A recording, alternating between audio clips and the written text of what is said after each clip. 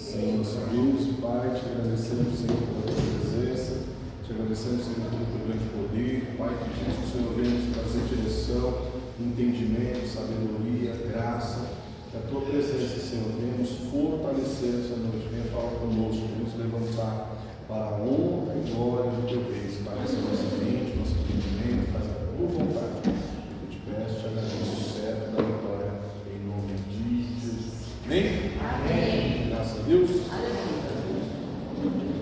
Então vamos lá. Sobrou para a gente estudar agora as falsas.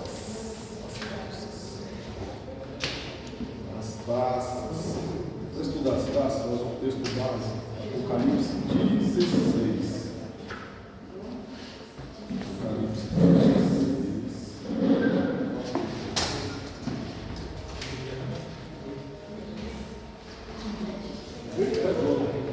Parece que está frio. Eu vi que eu estou fazendo o cabelo e fazendo. Glória a Deus. Tudo bem? Apocalipse 16.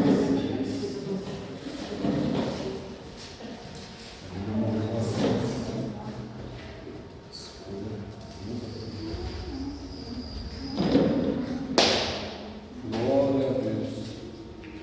Aleluia. Glória a Deus. Vamos ler? Amém. Apocalipse 16, alguém leia, por gentileza, até o versículo 2. E aconteceu que ouvi uma forte voz que vinha do santuário e ordenava aos 7 anjos: ide e derramai pela terra as 7 taças da ira de Deus. Partiu, pois, o primeiro anjo, derramou a sua taça pela terra, e todas as pessoas portadoras da marca da besta e os adoradores de sua imagem foram atacados por feridas dolorosas e mortais. Pela última aula que nós tivemos, você consegue identificar em que período isso está acontecendo?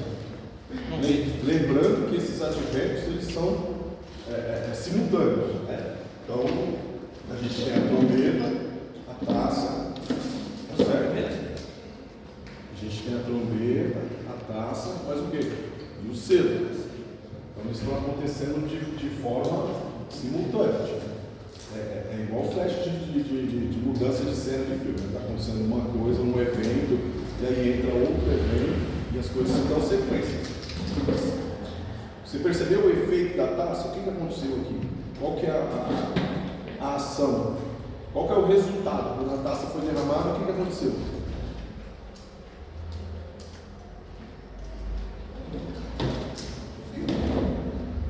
Chaga, doença, presta atenção, vamos lá. Qual que é o efeito da taça? O que acontece quando a taça é derramada? O que Os acontece? portadores da marca da besta e adoradores da imagem foram atacados por doenças mortais e feridas. Beleza, aí na outra aula nós vimos as trombetas, né? A ação de cada uma delas. Em que ponto você acha que a gente consegue encaixar essa primeira taça? Eu acho que depois das trombetas, porque aí fala daquela parte dos arrependidos, né? Que iam se arrepender ou não. Creio eu que seja para aqueles que não se arrependeram. Os vivos não salvos, né? Ou seja, ninguém aqui foi salvo, mas aqueles vivos que já declararam que não querem. Porque aqui a gente tem aqueles vivos que não foram arrebatados, mas estão arrependidos e agora decidiram buscar a Deus e procurar achar um meio de salvar-se, né? Mesmo que eles ainda não sabem muito bem o que fazer, porque não conhecem Bíblia, não participaram dos ensinamentos, não tem muita intimidade com oração. Então esse povo está meio que perdido. A única coisa que eles sabem é que eles têm que fugir do anticristo, do falso profeta, né? E de alguma forma tentar buscar a atenção de Deus para si, ok? Para não receber a marca da besta. Essa é a preocupação deles. Até porque agora que eles vão buscar intimidade com a Bíblia, intimidade com oração, mas eles já estão decididos a se salvar. Então nós vamos fazer o que for preciso para alcançar a graça da salvação, porque nós sabemos que vai ter mais uma única chance, uma única oportunidade. Depois disso, só tem o inferno, é o único caminho que vai sobrar, tá certo? Então, eles estão nesse advento. O que acontece? O anjo derrama a chaga, o anjo derrama a taça, e uma chaga aparece, uma chaga maligna, corrompendo então os homens que não têm a marca de Deus, né? que não receberam então a marca do Senhor, não foram selados por Deus ainda, né? É igual Jó, né? Deus falou assim, ó, você vai tocar, mas você não vai matar, né? Então é o mesmo selo que está sobre eles. O inimigo aqui, eles vão até sofrer, né, perseguições, vão sentir dores, essas coisas que estão acontecendo ao redor, eles não serão poupados, tá? Mas o inimigo não vai poder se apossar deles, vamos dizer assim, entendeu? Ele vai poder judiar, castigar, enfim. E aí é a escolha deles, né? O que eles estão vivendo é consequência de terem rejeitado a Cristo uma vez, tá certo? Então não é que Deus é mau, que Deus está, né, castigando, Deus...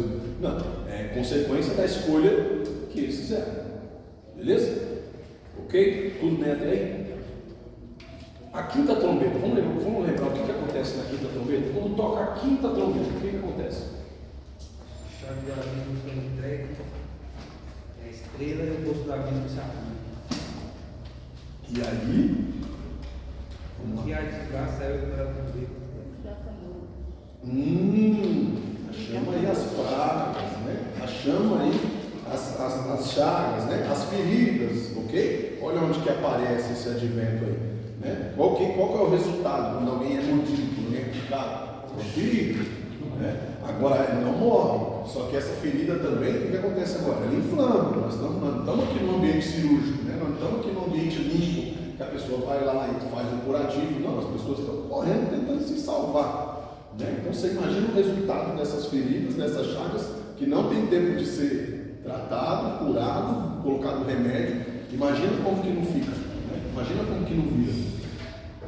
Entendeu? Quem nunca teve um machucadinho e aí você olha lá, parece que não é nada, né? Você vai deixando, você vai ficando, você fala, isso aqui não é nada. Daqui a pouco inflama, infecciona um cantinho do dedo, um cantinho da unha, né? Pronto. Aí só quem já passou sabe, né? A dor que é. Então você imagina agora a consequência de alguém que foi mordido por uma peçonha daquela. Né? Um cavalo, praticamente, foi o que a gente viu, né? Que Apocalipse 8 mostra para nós, né? Um dente de leão, cada de escorpião, ou de serpente, né? Os resultados da outra besta, do outro animal. E aí? Essas mordidas, essas feridas, agora sem tratar, sem passar um metiolate, sem passar uma pomada, uma água oxigenada. Imagina o resultado disso. Né? É isso que agora a taça está mostrando. É como se você pegasse algo que está inflamado, algo que já está doendo. A taça é isso, tá? A taça é o metiolate. Algo já está doendo, tá? Porque isso aqui é simultâneo com a quinta trombeta. Então a quinta trombeta, eles foram mordidos, né? Foram machucados, a ferida está doendo. E a taça é como se fosse o metiolate, como se fosse o álcool em cima da ferida, né? É o tempero do negócio. Então são de formas simultâneas, ao mesmo tempo, né? Ao mesmo tempo elas vão se revelando. Então da quinta trombeta aqui, da primeira taça até a quarta taça, elas estão mais ou menos entre a quinta e a sexta trombeta. Esses acontecimentos que nós vamos ver das taças, elas são derramadas a partir da quinta trombeta para a sexta, tá certo? E assim nós vamos ver. Então, da primeira taça até a quarta está entre a quinta e a sexta. Entre a quinta e a sexta trombeta estão a primeira, a segunda, a terceira e a quarta taça. Vamos ver então o advento da segunda taça? Bora lá? E segundo o anjo derramou a sua taça sobre o mar, e este tornou em sangue, como de um homem morto, e toda a alma vivente morreu. Porque o que a gente tinha visto na aula passada? Que terça parte da água tinha ficado contaminada com sangue, não foi? Então o que acontece? A terça parte. Aí alguém olha e fala assim, não é de todo ruim, a gente ainda consegue, né, se virar com a parte que sobrou. Só que agora aqui diante da taça, da segunda taça, a gente descobre que não sobrou água potável. Que toda a água ela foi contaminada com sangue. Então a situação que a gente imaginou que era ruim na aula passada, ela foi muito pior. Então agora nós estamos entendendo que aquele restinho de água que a gente achou que eles tinham um tempo, né, de sobrevivência, porque o único recurso que eles têm aqui é água. Porque lembra? Os grãos foram queimados, né? Já foram consumidos pelo fogo. O pouco que sobrou, o pouco que ficou, se mataram por conta deles, né? Então o único recurso natural que sobrou para a existência da humanidade foi o quê? A água, que já tinha tido a sua terça parte contaminada com sangue, né? Que nós vimos pela abertura, pelo toque da trombeta, e agora com a taça a gente descobre que essa esperança deles também é tirada. É como se eles enxergassem de longe uma luzinha lá no fim do túnel e de repente essa luz se apagasse. A única esperança que eles imaginavam que teriam, agora não tem mais, foi arrancada, foi tirada, porque se constrangeram e se levantaram contra Deus. E o terceiro anjo derramou a sua taça sobre os rios e as fontes de águas, e eles também tornaram-se em sangue. E ouviu o anjo das águas dizer: Tu és justo, ó Senhor, eis que eras e serás. Por que julgaste assim? Até o anjo se impressiona. Eita, mano! Até o anjo se impressiona com a ação de Deus, né? Diante daquela situação. Meu Deus, é assim. Porque eles derramaram o sangue dos... E aí Deus justifica, né? Deus fala assim: ó, isso está acontecendo. Isso está acontecendo, né? Deus explica. Porque eles derramaram o sangue dos santos profetas, e tu lhes deste sangue para beber, porque eles são dignos. Eles trouxeram esse mal sobre si, eles se levantaram contra homens e mulheres de Deus, eles se colocaram diante dessa situação. Então, não foi que Deus é ruim, que Deus não.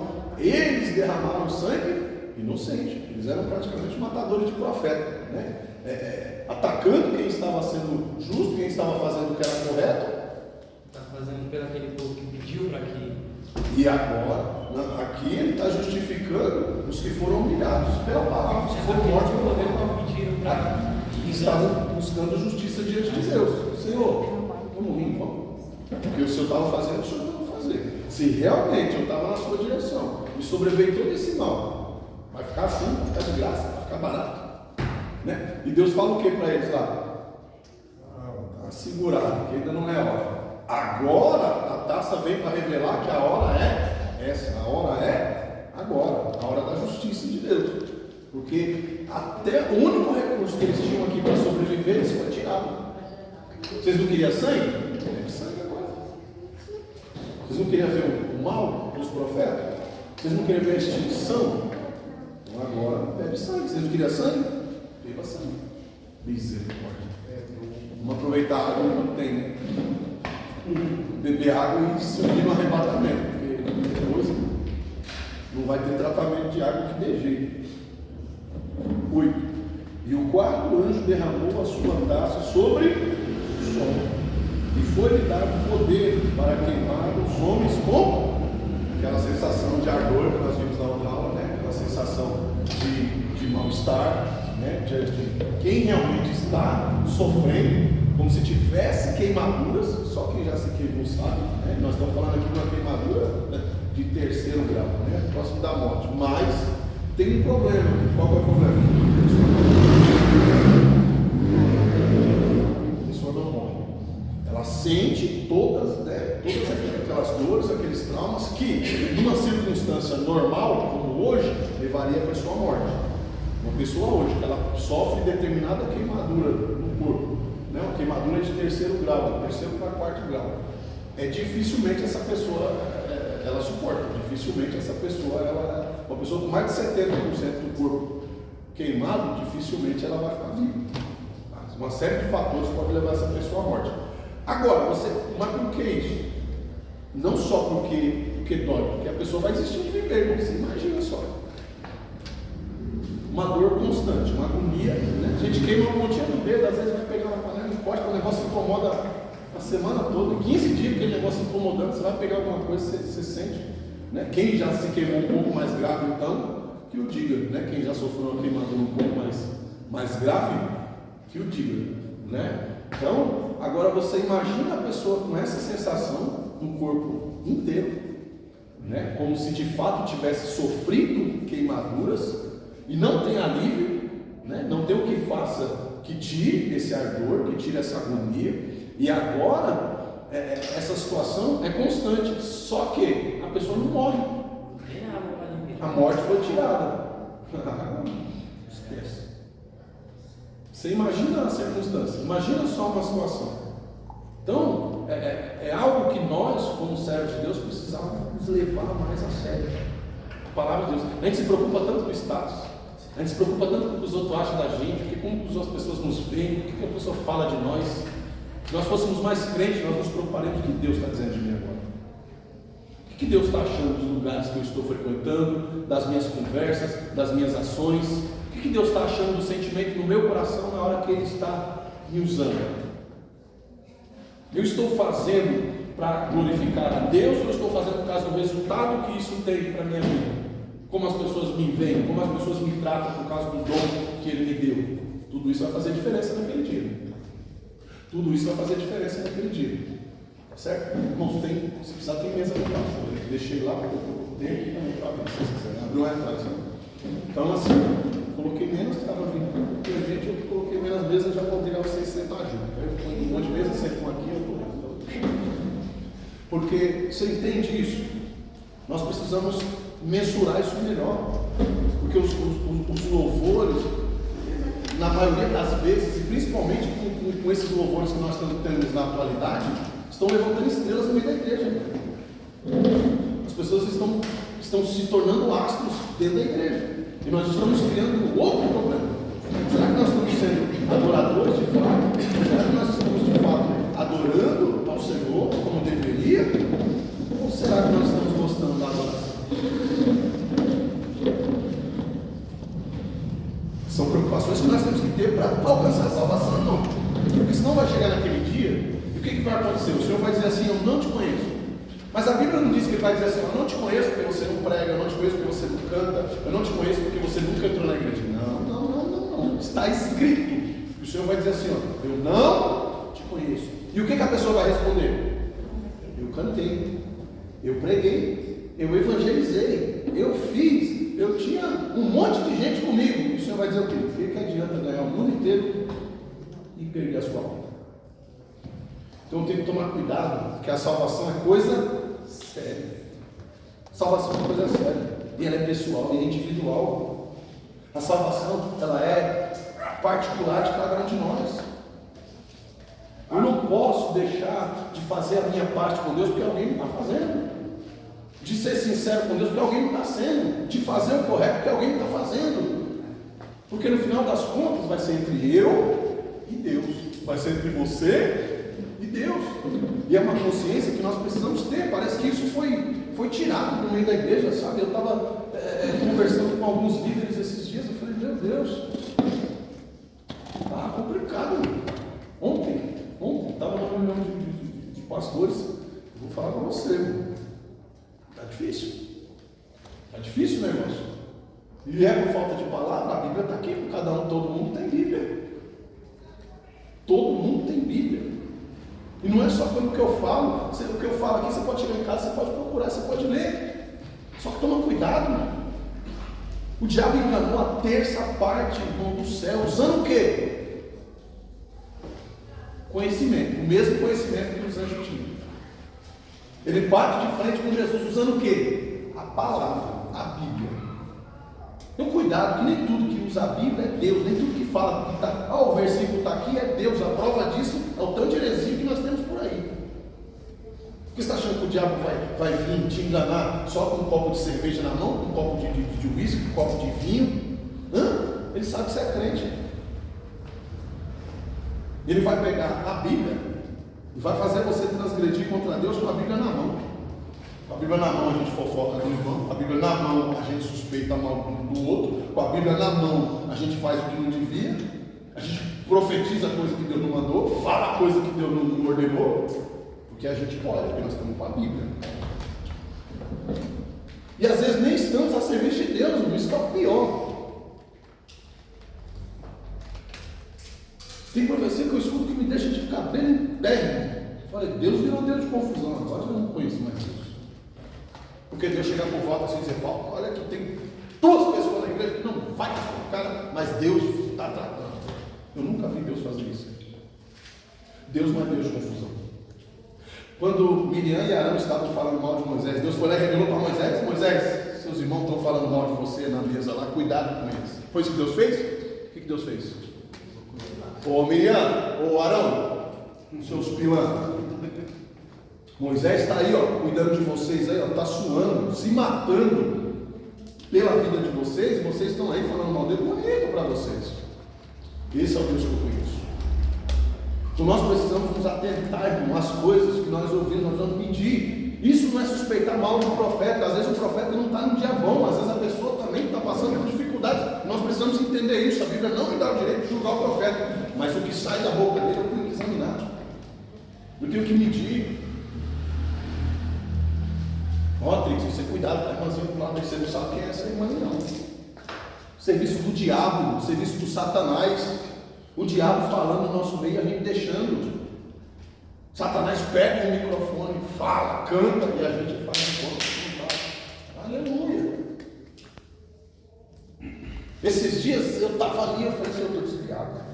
Eu sou crente. Eu estou desviado. Porque eu olhei um mover assim, que é uma coisa que eu falei, Jesus voltou e eu fiquei. Aí eu falei assim, não é possível, eu devo estar magoado com alguém, deixa eu examinar meu coração, alguma coisa deve ter sido e eu não percebi. Senhor, me examina, me sonda, me olha, me vê, fala. E Deus não deu de confusão, me passou um pastor conhecido, tá? Só você está me chamando, pastor, assim, Deus é azul. E Deus se manifestou ali para falar comigo. Eu falei, o problema não sou aqui. O problema, nós estamos nos envolvendo no show. Você acha que tem alguém no forró, no funk? Você acha que as pessoas vão para esse lugar porque eles se sentem mal lá? Eles se sentem mal lá? Sim ou não? Sim ou não? Não, eles se sentem bem. Será que eles têm vontade de pular lá? Tem? Não acredito. Não acredito não. Eles ficam felizes lá? Sério mesmo? Não acredito não nisso aí. Não acredito não. Então o que faz de nós diferente deles? Se nós estamos achando que Deus está se movendo em nós pelo que nós estamos sentindo. Não é pelo que eu sinto. Não é pelo que eu sinto. É pelo que ele me disse, é pelo que está escrito. Você acha que José vai para o calabouço, passa por toda aquela situação com o coração radiante, porque Deus estava com ele? Será que ele estava triste, agoniado, porque os irmãos tinham traído ele? Se ele não tivesse agoniado, ele não tinha dito o menino que sai primeiro, né? Para servir ele, o copeiro. Ó, lembra de mim, ele não tinha falado isso, ele tinha falado, cara, vai lá, porque eu estou na bênção aqui, comigo está tudo bacana, paz. Que bom que Deus lembrou de você, porque eu estou na bênção. O que ele fala para o copeiro? Cara, pelo amor de Deus, lembra de mim. Eu estou nessa luta aqui já faz tempo. Porque ele estava se sentindo bem, porque ele estava se sentindo feliz, porque estava tudo certo. Não, irmão. Jesus, Filho de Deus, ao ter antecipado tudo aquilo que ele ia passar, qual que é a oração dele? Pai, se possível for, deixa eu de escanteio, manda outro lugar. Eu não sei se eu vou dar conta. Eu estou falando de Jesus, hein? Estou falando de Jesus. Então será que Jesus não estava cheio do Espírito Santo naquela hora? Será que ele não tinha Deus em si naquele momento? Por que eu estou falando isso? Não, nós precisamos acordar. Precisamos acordar. Porque senão nós vamos ser pegos de surpresa junto com esse povo aqui, que vai ver as trombetas, que vão ver as taças. Porque o que nós falamos no ensinamento passado aqui? Qual que é o advento que o crente acha que está esperando para a volta de Jesus? Ouvir e nós vimos que isso não está escrito na Bíblia. Né? Está escrito? Não está escrito. O que está escrito na Bíblia? Quando a trombeta tocar, esses adventos vão acontecer, só que a igreja já foi arrebatada. Então, se a igreja está esperando esse barulho, está esperando esse alerta, esquece que nós já estamos mais perdidos que segue no meio do tiroteio. Porque a trombeta só vai tocar depois que a igreja tiver subido. Jesus não trava. Então, qual que é o subsídio, qual que é a situação, a circunstância que vai me fazer estar alerta para a volta de Jesus? Os meus sentimentos? Não. Só que o meu, aí eu estou complicado, porque eu não gosto muito de ler Bíblia, não gosto muito desse negócio de orar. Tem um coração enganoso, é só o pastor que tem um coração enganoso. Não, todos nós temos um coração enganoso inclinado ao erro, ao pecado. Então eu estou ferrado, porque aí a Escritura eu já não conheço muito bem. Satanás conhece a Escritura melhor do que eu, melhor do que você. Se juntar nós tudo aqui, vai dar ruim. Se juntar nós tudo aqui com um debate bíblico com ele, a gente perde. A gente perde. Agora, eu preciso entender o que Deus quer de mim aqui, o que eu aprendi na Bíblia, porque eu vou ganhar ele em cima do quê? Da verdade. Porque eu sei o que está escrito, eu sei o que é verdade, eu sei o que é mentira, eu sei o que é certo, eu sei o que é errado. Então eu vou ter que fazer uma junta de todas essas coisas, para eu estar firme e na direção que o Senhor me quer, porque senão eu me perco.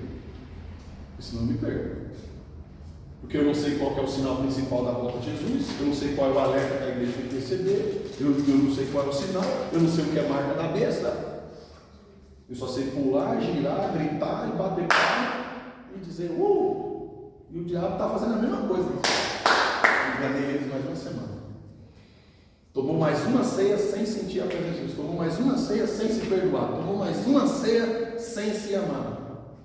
No final do culto alguém fala, pastor, o senhor esqueceu de falar. Eu esqueci não, o que adianta a gente aqui? Está só mais um.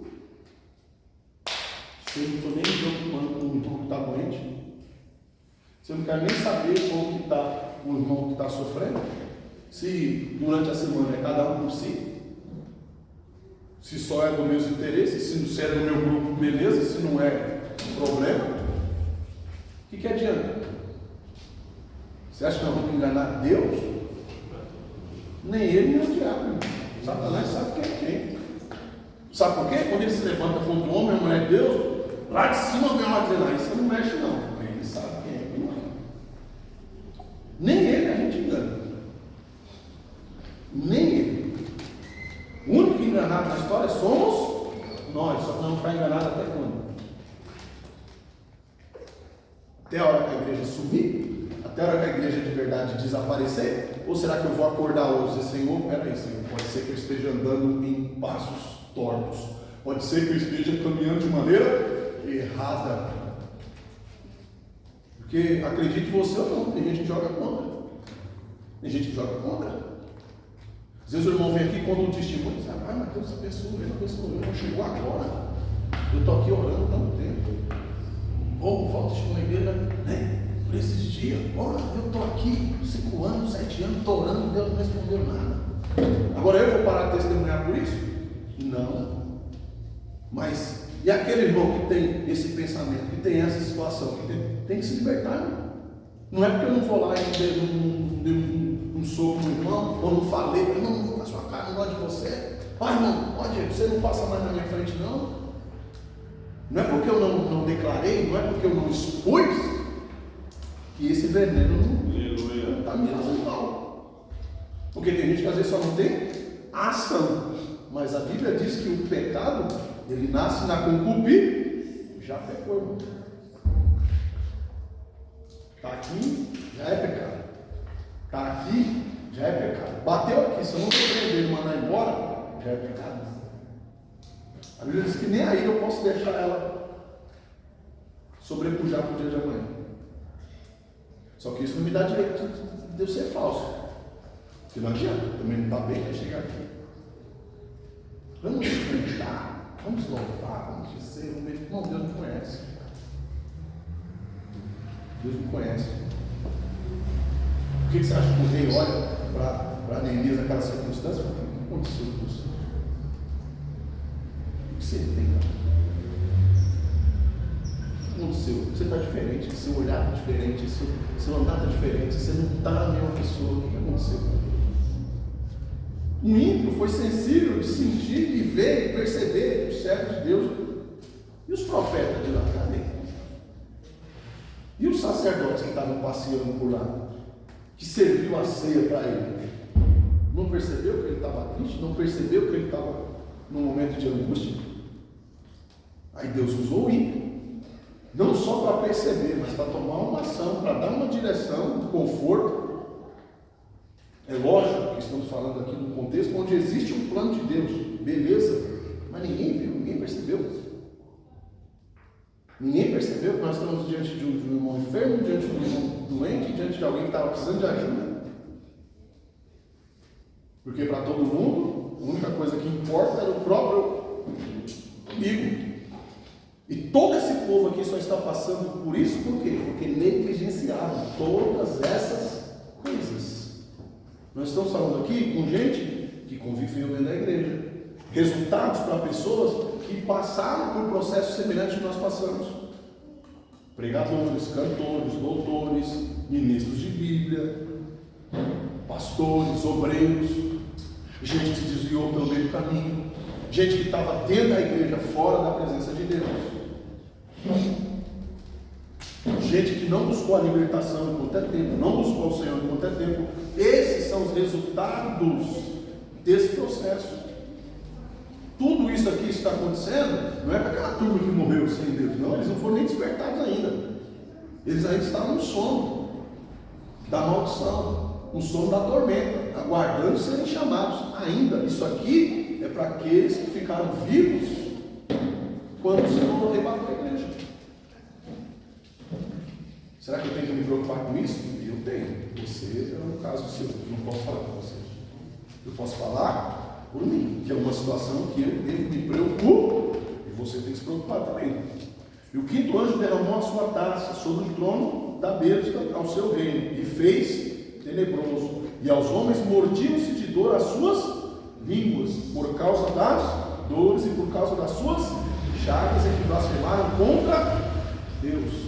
Apocalipse 16:10. E esse advento está dentro da sexta promessa. Lembra quando a morte foi tirada? Porque qual que é a esperança para quem está sofrendo daquele jeito? Morrer. Só que agora a agonia é tanta que eles não sabem o que é pior. A dor que eles estão sentindo, né, como se tivessem sofrido graves queimaduras, ou a dor deles mesmo se, sabe, vou morder a língua aqui, sabe aquela questão de tentar tirar a mente do que realmente está doendo, do que realmente está incomodando? Vou morder a língua aqui, porque eu vou me concentrar nessa dor e pode ser que eu me esqueça da outra. Pode ser que eu vou me concentrar nessa dor e pode ser que eu esqueça do restante. Pessoal, agonia. Você chega ao ponto de causar dor a si mesmo para tentar se desapegar da outra dor que está sentindo. Psicológico. Não falei sobre isso, mas pega isso e esteja com a realidade hoje. Que você acabou de mostrar aqui pra gente. A gente está tão preocupado em mascarar os nossos problemas de verdade, com um louvor, com uma batida legal, com um instrumento interessante, com ficar rodando, né, falando em línguas, muito entre aspas, entendeu? E olha só o que está acontecendo com esse povo, eles estão fazendo a mesma coisa que a gente está fazendo hoje, só que para outra coisa. E vamos lá, quem me conhece já, né, quem está comigo aí há mais tempo, entende o que eu estou falando aqui, né? Eu não estou falando que é errado rodar, pular, profetizar, não é isso que eu estou dizendo, não é isso que eu estou falando. Estou falando para a gente não se encantar, não se perder no meio dessas coisas. Eu não posso perder a visão. O crente tem que ter visão. O crente tem que ter pé no chão. Eu não sou um balão que puxou aqui, né, pegou um ar quente e subiu e não. O próprio Deus fala isso para nós. O nosso culto tem que ser o quê? Racional. O que isso quer dizer? Eu tenho que saber o que eu estou fazendo. Eu tenho que saber qual é o resultado. O Espírito de Deus não me causa tendência, o Espírito de Deus não me causa loucura, o Espírito de Deus me traz inteligência, o Espírito de Deus me traz discernimento, o Espírito de Deus me traz visão, não me deixa cego. O Espírito de Deus me faz enxergar, me faz ver, me faz ouvir e perceber as coisas. Aleluia. Quem causa cegueira é o Espírito. Que a Bíblia diz que impede a nossa visão para que nós não percebamos e não vejamos as coisas. E de quem será que eu estou falando? Que espírito será que é esse? Não é o santo. É o espírito do engano, o espírito do erro, o espírito do diabo. Então eu preciso estar com Deus, sabendo quem é Deus, servindo a Deus verdadeiramente. É por isso que tem tanta gente decepcionada por aí, irmão. Vai para as pessoas que estão fora da igreja. Fulano diz, por que fizeram isso? Porque fulano falou, nunca encontrou Jesus. Nunca esteve os olhos em Cristo de verdade. Porque quem olha para Ele não consegue olhar para nenhuma outra coisa. Quem está com os olhos em Jesus não consegue. Irmão, imagina, né? O que acontece? O turista vem para cá, ele vai para um ponto turístico, né? E aí chega lá e ele vai ficar olhando para o esgoto, ele vai na prefeitura daquela cidade. É isso? Não, vai procurar o melhor ponto, a melhor vista, o lugar que chama mais atenção. Sim ou não? É o que João fala. João começa a relatar tudo que está ao seu redor. Vi 24, pronto, vi isso, vi aquilo. Só que na hora que ele olha para Jesus e ele declara como que ele viu, como que ele enxerga Jesus, com olhos como chama de fogo, e o cabelo branco, e toda aquela circunstância, nada mais importa. Ele não volta mais para os tronos, para quem estava sentado no trono, né? Tanto que isso é tese de estudos. A gente tem que fazer, né? Você vai para a faculdade e você tem que fazer todo um estudo, uma escatologia para você descobrir quem que estava nos tronos, porque depois que ele vê Jesus, ele quer saber quem que estava lá. Ele não quer nem saber quem estava nos tronos, para quem que era aqueles 24 tronos, quem estava, quem não estava, porque eu encontrei Jesus, encontrei Cristo. E a partir do momento que eu encontro Jesus, nenhuma outra coisa é tão interessante quanto a presença dele para. Então, os meus olhos, os meus ouvidos estão atentos realmente para ouvir, para perceber, para saber o que é Deus, ou será que eu estou me entregando para os encantos dessa vida? Por que as pessoas estão se entregando dentro da igreja? Porque o desviar, irmão, não é só ir beber e fumar, né? A história do filho pródigo mostra isso para a gente literal. A gente começa a achar um absurdo o que o filho pródigo faz quando ele sai da casa do seu pai. Sim ou não? Até a gente descobrir que o que estava dentro de casa também estava desviado. E não conhecia nem o pai, nem o sentimento que o pai tinha por ele. Sim ou não? Porque ele tem atitude de empregado, de servo. Os servos, quando vê o irmão chegar, tem atitude de filho. E o filho tem atitude de empregado. Dizer, olha, nunca fui reconhecido no meu trabalho aqui, nunca ninguém deu importância para o que eu faço, nunca ninguém vê o que eu estou fazendo, ninguém me reconhece. O pai olha para ele e diz, filho, tudo que eu tenho é seu, eu nunca te neguei, você que não percebeu. Cuidado, sempre foi seu. O lugar que sempre foi seu. O problema é que você está perdido dentro de casa. O problema é que você está desviado dentro de casa. Você está igual ao seu irmão. A diferença é que ele saiu e voltou. E você nunca saiu, mas está mais perdido do que ele. Porque pelo menos ele saiu, mas ele descobriu que o lugar dele é aqui. Você nunca saiu daqui. E não está se achando parte desse lugar. Então, quem que estava perdido de fato? Quem que era o filho pródigo no final das contas?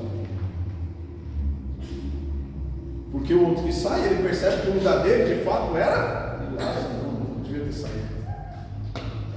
Olha o que ele vai além. Fala, os empregados do meu pai lá, os empregados do meu pai lá estão melhor do que eu aqui. Eu nunca devia ter saído. Então ele reconhece não só o que o pai fazia por ele, como também o que o pai fazia pelos.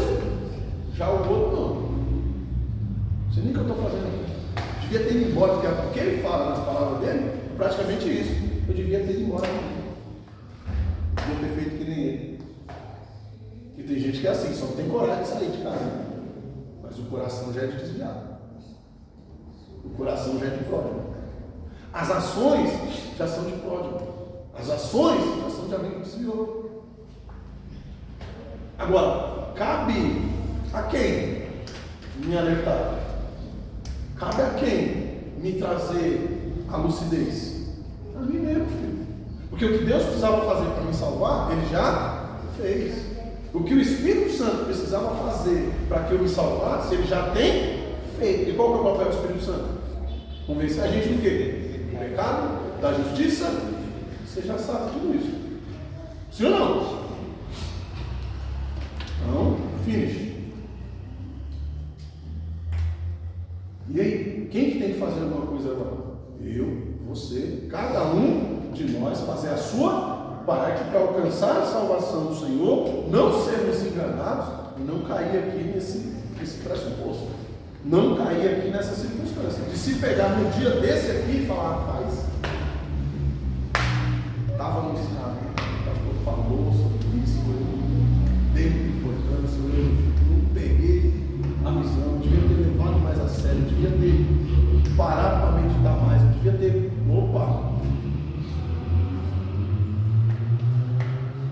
porque no campo principalmente no campo, né, que a gente trabalha na qualidade, até no campo da mecânica, às vezes a nossa visão, o celular ensina isso pra gente. Você vai tirar foto de alguma coisa ali e para focar, o que a gente faz? Para ficar melhor o foco, o que a gente faz? Afasta um pouco, né? Tirar aquela afastada e aí, né? Melhora a visão. A gente não aprendeu nada. A gente usa o celular o dia inteiro e nem com ele a gente aprende. E quando a gente está envolvido numa situação, quando a gente está em cima das coisas, a gente não enxerga muito bem. Você quer enxergar alguma coisa, você quer ver uma situação? Você dá um passo atrás. Você observa, você olha de longe, você olha o todo. Quando a gente enxerga toda a situação, né? Quem trabalha com isso, com seleção de peças, quem já trabalhou, né, mexendo com peça, quem já trabalhou selecionando alguma coisa, entende o que eu estou falando aqui. Né? Às vezes até com a dona de casa, com feijão, né? Às vezes você está ali naquela, não enxerga, você bota de longe assim, você acha que catou, né? Você está aqui, aí você bota lá na pia para lavar o feijão, você olha, você ainda sai catando mais uns lá. Sim ou não? Mas você não já tinha olhado? Você não tinha catado o feijão? Você não olhou? Você olhou, mas não viu. Na vida a gente tem que aprender a fazer situações como essa. Nem tudo que a gente traz para perto, nem tudo que está já na nossa mão, está 100% limpo. Está 100% curado. Eu já olhei, já vi, já examinei. Agora você vai olhar mais de longe, você vai dar um passo para trás e você vai examinar a situação inteira. Porque senão nós compramos gato por leve. E a gente continua sendo enganado. Nós temos que ter cuidado. Teve um dia que eu falei uma coisa que a gente até quer, né? Meu irmão, você acha que o espírito de mentira ele vai querer usar a boca de quem? Você acha que o espírito de mentira vai querer pegar alguém lá na rua, na sarjeta, entrar na igreja, tomar o microfone que estiver aqui e falar? Ele vai querer usar quem já está com o microfone na mão. Se eu não vigiar, pode ser eu. Se você não vigiar, pode ser você. Quando o diabo fica sabendo da morte de Moisés, o que ele faz? Mas foi. Por que ele foi buscar o corpo de Arão? O Arão estava sem moral, ninguém acreditava no que o Arão falava. A boca de Arão não valia muita coisa. Agora o que Moisés falava até hoje, gente mata e morre pelo que saiu da boca de Moisés.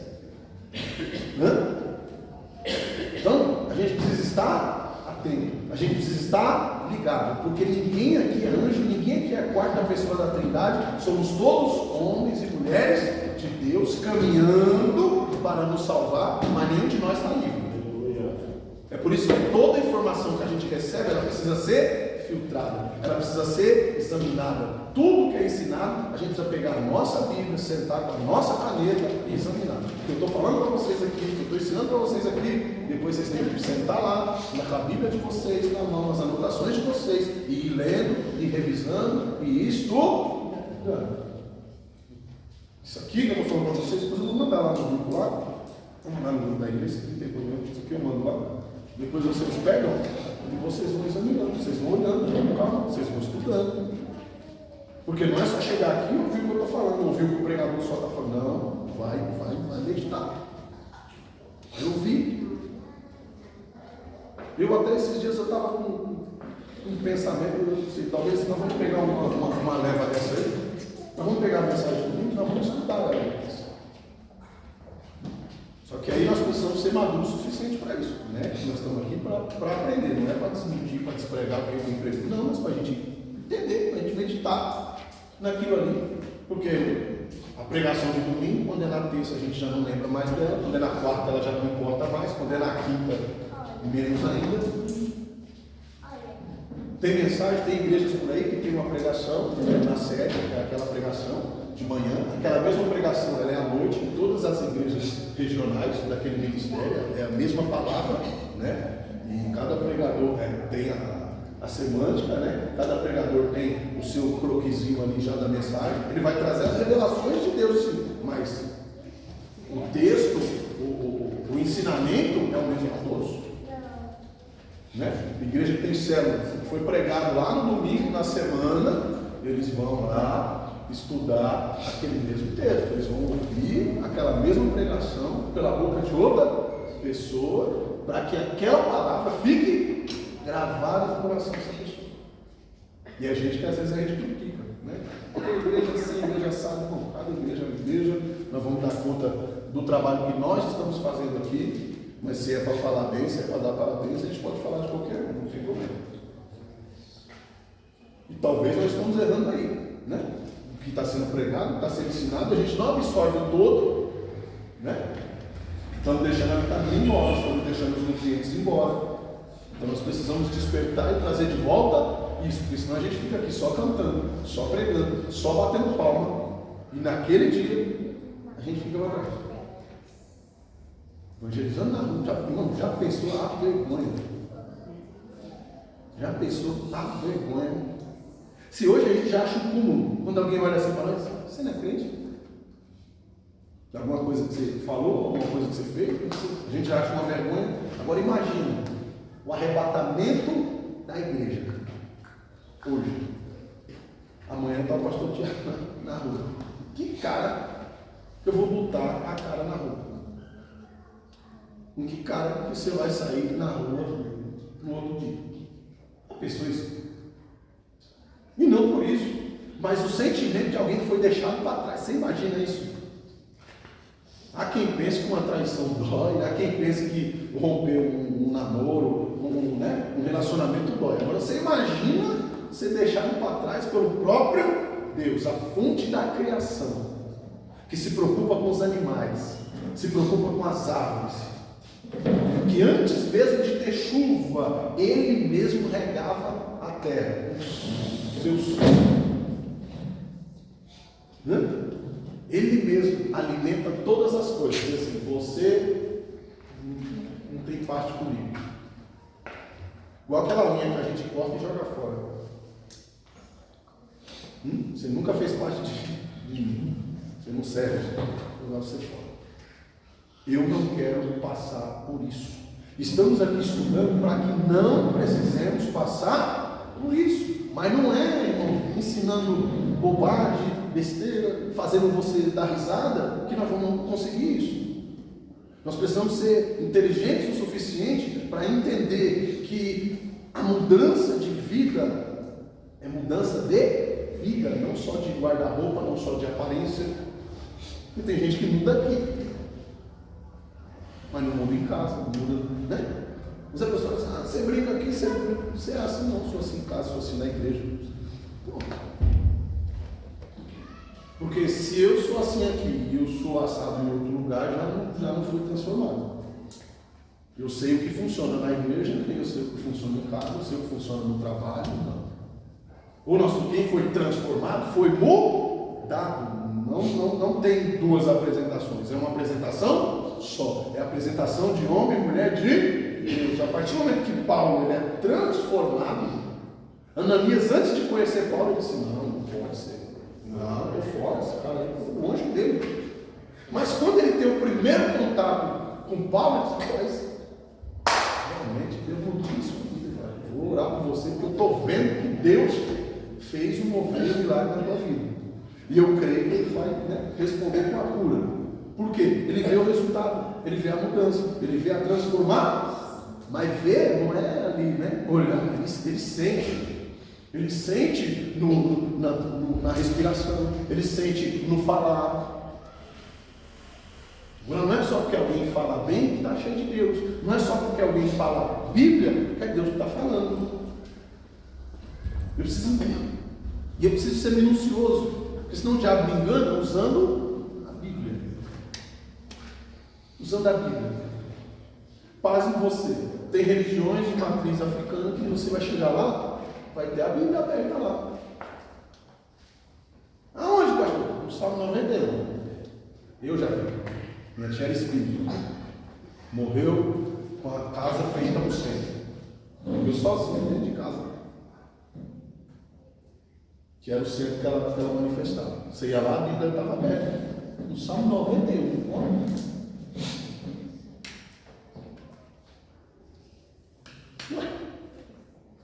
Satanás expulsa Satanás? Não, aquilo ali para ele. Ele não pode mudar, ele não pode alterar. É a verdade, é o que Deus falou, está ali.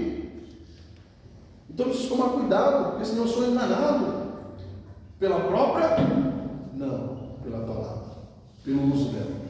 Porque a palavra não está aqui para enganar ninguém. Mas se eu deixar alguém usar ela de uma forma errônea, tem gente que mata, achando que está fazendo algo de Deus.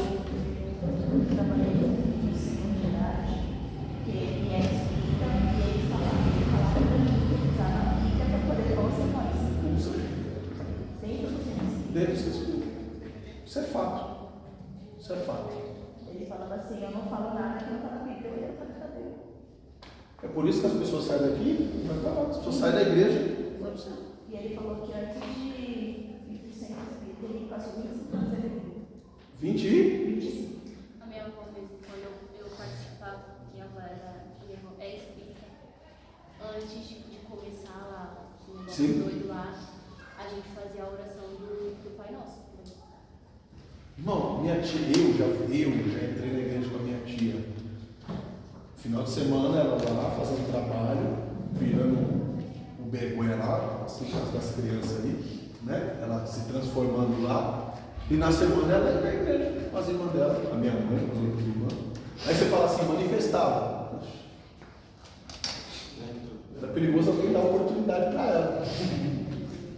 A pessoa fala bem, na hora da oração não cai, não manifesta. Você está achando que é qualquer demônio dos outros manifesta? Hã? Ah, mas está faltando oração, está faltando consagração. Não, mas se apossou. Mas o próprio Deus quer testar a igreja, quer testar como é que está a visão, a comunhão dos irmãos. Deixa passar.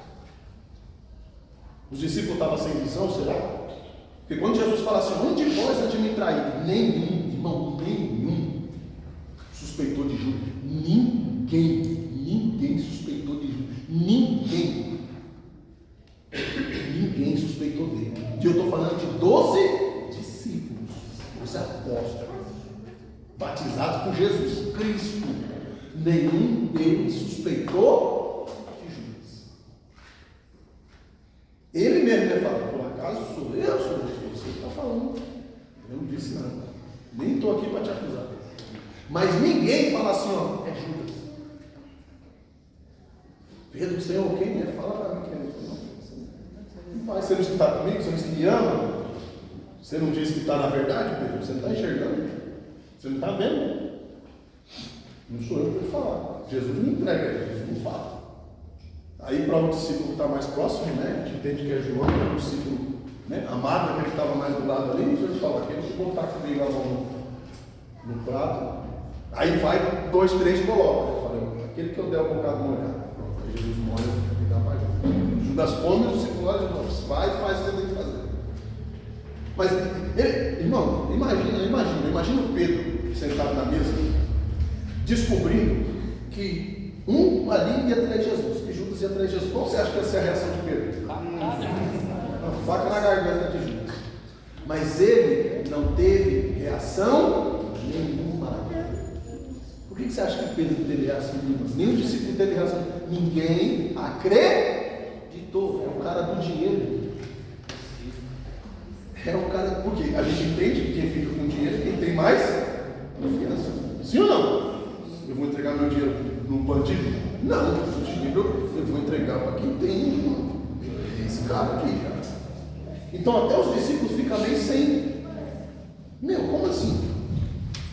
Esse cara com Cristo. Até quando ele vai trair Jesus, você vê que nenhum dos discípulos tem reação nenhuma. Nenhum dos discípulos. Por que Pedro não cortou a orelha dele na hora que ele encostou em Jesus para beijar? Você acha que se Pedro, ainda naquele momento, ele tivesse caído a ficha, você acha que ele não tinha estripado o Judas na faca? Ele cortou a orelha do soldado romano. Você tem ideia do tamanho da confusão?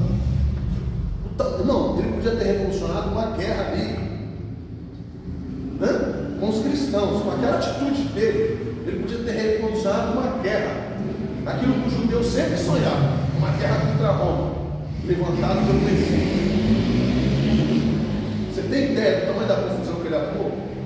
Então ele não estava preocupado com isso. Você acha que se ele tivesse entendido que de fato aquela conversa na mesa que Jesus tinha denunciado Judas ali, porque Judas entendeu que era ele e entendeu o que tinha que fazer, mas nenhum dos outros discípulos suspeitaram. É por isso que a salvação ela é individual. O diabo está usando tanta gente, a gente está cheio de ídolos dentro da igreja. É tanto pastor, é tanto cantor, é tanto ídolo, é tanta idolatria dentro da igreja. E parece que eu vejo Deus com nojo de tudo isso. Porque nós não fazemos bezerro de ouro, mas a gente tem bezerro de carne e unha e cabelo por aí. Na verdade, o desvio ele se torna sorrateiro, né? Assim como ele foi na vida desse homem. Eu vejo o apóstolo Paulo lá em 2 Coríntios capítulo 2, porque o povo lá, quando viu Moisés com o rosto brilhando, que Moisés Sim. falava com Deus, o rosto brilhava, aí Moisés bota um véu. Aí o povo está dizendo, Moisés colocou um véu porque a glória era muito grande. Porém o apóstolo Paulo ele denuncia, ele fala, não é porque a glória era muito grande, é porque a glória de Moisés, o rosto que brilhava lá em cima, estava sumindo quando falava com o povo. Sim. Aí Moisés ele bota o véu para mascarar que a glória de Deus ainda estava sobre ele. Para o povo continuar ouvindo e respeitando. E às vezes a gente prega tanto, a gente canta tanto, que chega um momento que o desvio se torna sorrateiro. Sim. No meio do hino a gente começo do hino a gente começa adorando. No meio do hino a gente começa a se engrandecer, cantando bem, que não sei o que, o merisma tá bom e não sei o que. Aí a gente se afasta. Que a gente faz que nem Moisés, a gente bota o véu no rosto, aí todo mundo está falando, não, a glória de Deus está sobre ele, mas não, na verdade é a glória que está sumindo. E a gente às vezes precisa sentar, entender e falar, eu preciso de purificação na minha vida. Eu estava conversando hoje com um músico. Deus tirou o violão dele. Você sabe? Sim. Eu estava conversando com um músico hoje. Aí ele me dizendo essas coisas. Ele falou, eu estava cantando, eu estava na igreja, eu cantava o hino da harpa, eu cantando o hino da harpa, e os irmãos não iam, os irmãos não acompanhavam. E aquela coisa. Aí um dia eu comecei a cantar corinho. A igreja. Aí Deus aqui no meu ouvido. Para com isso. Não canta. Mas como que não canta se é o que está dando resultado? Se eu estou cantando corinho, ninguém dá glória. Eu estou cantando corinho, ninguém sente nada.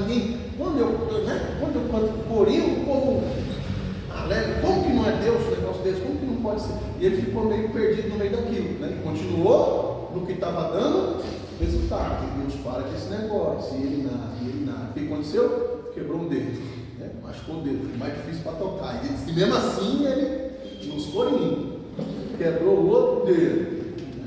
Continuou na tenda, igual o Gerson. Deus teve que quebrar as duas pernas dele para ele se emendar. E aí, o resultado, Deus teve que quebrar o terceiro dedo, porque até hoje ele tem dificuldade para tocar ainda por causa do terceiro dedo que Deus quebrou, até ele entender que o negócio não era o resultado da igreja, o negócio era o que Deus queria que fosse feito. Então nós temos que tomar cuidado, né, para não passar uma situação se Deus começar a quebrar a gente, que a gente não está dando resultado. Mas é o que Deus está querendo que eu faça? É o que Deus está querendo da igreja nesse momento? Eu particularmente, eu tenho estado preocupado com algumas coisas, tem coisas que eu ainda não me mexi, não me movimentei, para não entristecer parte da igreja ou metade da igreja, mas Se a gente não parar para entender o que o céu está querendo, nós vamos passar vergonha, vamos ser envergonhados. Porque a atmosfera, ela está mudando. A gente precisa ser maduro o suficiente para entender isso. Estamos tendo resultado, mas a que preço? A que preço? Até onde é glória e até onde é véu. Até onde é a glória de Deus, até onde é a ação de Deus, a manifestação de Deus, e até onde eu estou botando o véu no rosto para levar a situação adiante. Não é vergonha pôr a cara no pó. Não é vergonha pôr a cara no pó. Não é vergonha, vamos voltar no zero, vamos voltar atrás, vamos voltar para a água, vamos resgatar, sabe? Porque a gente vai numa vibe que está todo mundo indo, que está dando resultado, e não é porque deu resultado lá que vai dar resultado aqui. Não é porque é o jeito que Deus está usando lá ou fazendo lá que Ele vai fazer aqui. Então, nós precisamos ser maduros o suficiente para fazer esse movimentar das águas de maneira saudável para nós. Podemos pular? Sim. Podemos cantar? Sim. Podemos rolar no chão? Sim. Mas nós temos que movimentar o céu primeiro. A igreja só se movimenta depois que o céu está movimentado. O movimento começa lá. Obrigado. Quando o céu começa, o que acontece aqui, irmão, o que acontece na igreja, tem que ser resultado do que está acontecendo no céu. O movimento não pode ser para lá. Ele tem que começar lá. O movimento precisa começar em cima. E a minha oração para nós, para Efésios 6, para essa igreja, é que nós voltemos ao primeiro amor. Que nós resgatemos as nossas raízes. Eu digo nossas, é nosso. Estou falando de todos os grupos, estou falando de todos os integrantes, estou falando de todos os obreiros. Tá certo? Porque se nós não fizermos isso, nós vamos passar vergonha. Se a gente não ora, como é que vai descobrir o que está acontecendo no céu? Sem orar, não vai descobrir. Nós temos irmãos idosos aí mandando show da gente. Alguém que não precisa fazer mais. Alguém que não precisa fazer mais. Então, se tem uma desculpa que nós não vamos ter, é que nós não tivemos exemplo, que nós não tivemos quem ensinasse, que nós não tivéssemos quem mostrasse o caminho para nós, porque nós mesmos estamos colocando desculpa diante de Deus para não estar. Jesus morreu para trazer acesso para nós, chegar diante do Pai, abriu para nós um espaço que nós não tínhamos esse espaço para chegar até Deus. Jesus abriu esse caminho para eu e você, e hoje o que a gente faz? Coloca desculpa para não entrar. Aleluia! Olha! A gente costura o véu de volta. A gente costura o véu, porque a gente vai atrás daquilo que está dando resultado para nós. Quando de fato eu devia estar atrás daquilo que está dando resultado para Deus. O resultado não é meu, a conta não é minha, não é para mim, né? Mas que o Senhor venha verdadeiramente despertar em nós um caráter renovado, um caráter mudado, buscando verdadeiramente a santificação de. Porque senão, irmão, ele vai começar a quebrar, é nós. Você acha que eu ouvi hoje à toa? Que Deus, que o irmão testemunhou para mim à toa? Ele estava falando para ele estava contando isso para mim. Eu estava entendendo que Deus estava falando comigo.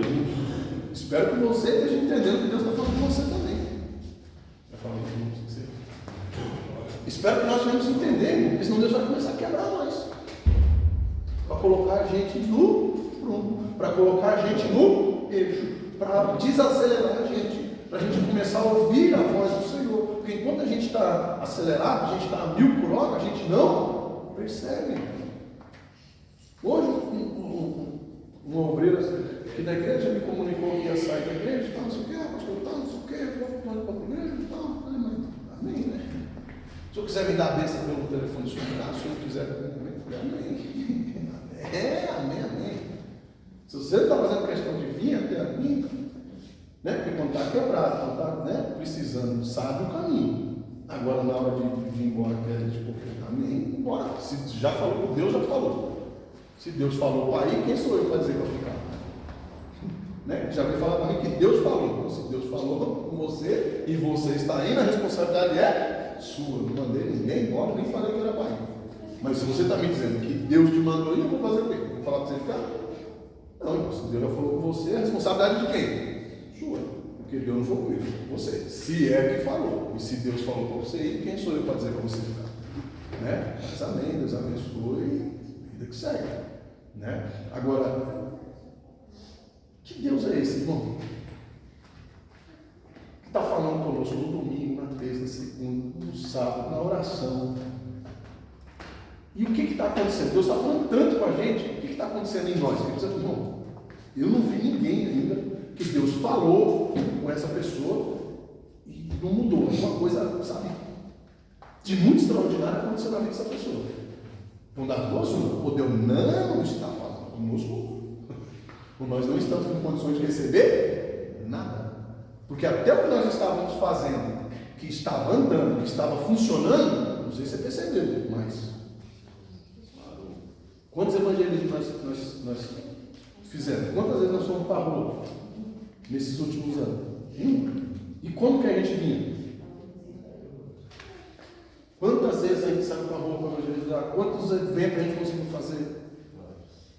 Essa semana é semana dos namorados. Quantos eventos de casais a gente fez na igreja? Quanta coisa bacana a gente fez aqui. E esse ano? E o ano passado? Quantos casamentos nós vínhamos fazendo e vínhamos realizando? Quantas festas nós vínhamos fazendo? Então a gente está brincando, faz de conta no domingo aqui, a gente está. Alguma coisa está acontecendo. Eu tenho certeza que não é o céu que mudou. Deus não tirou, sabe, a porção dele da nossa vida. Se alguma coisa mudou, eu tenho certeza que não foi em cima, foi embaixo. Porque a Bíblia fala assim: o que ligar aqui. Aí a Bíblia fala o quê? O que desligar no céu é desligar da terra? Não, a Bíblia fala que desliga aqui. Aqui, o botão de desligar está aqui. O botão de ligar está aqui, e o de desligar está aqui também. Porque ele fala assim: o que ligares na terra e o que desligares.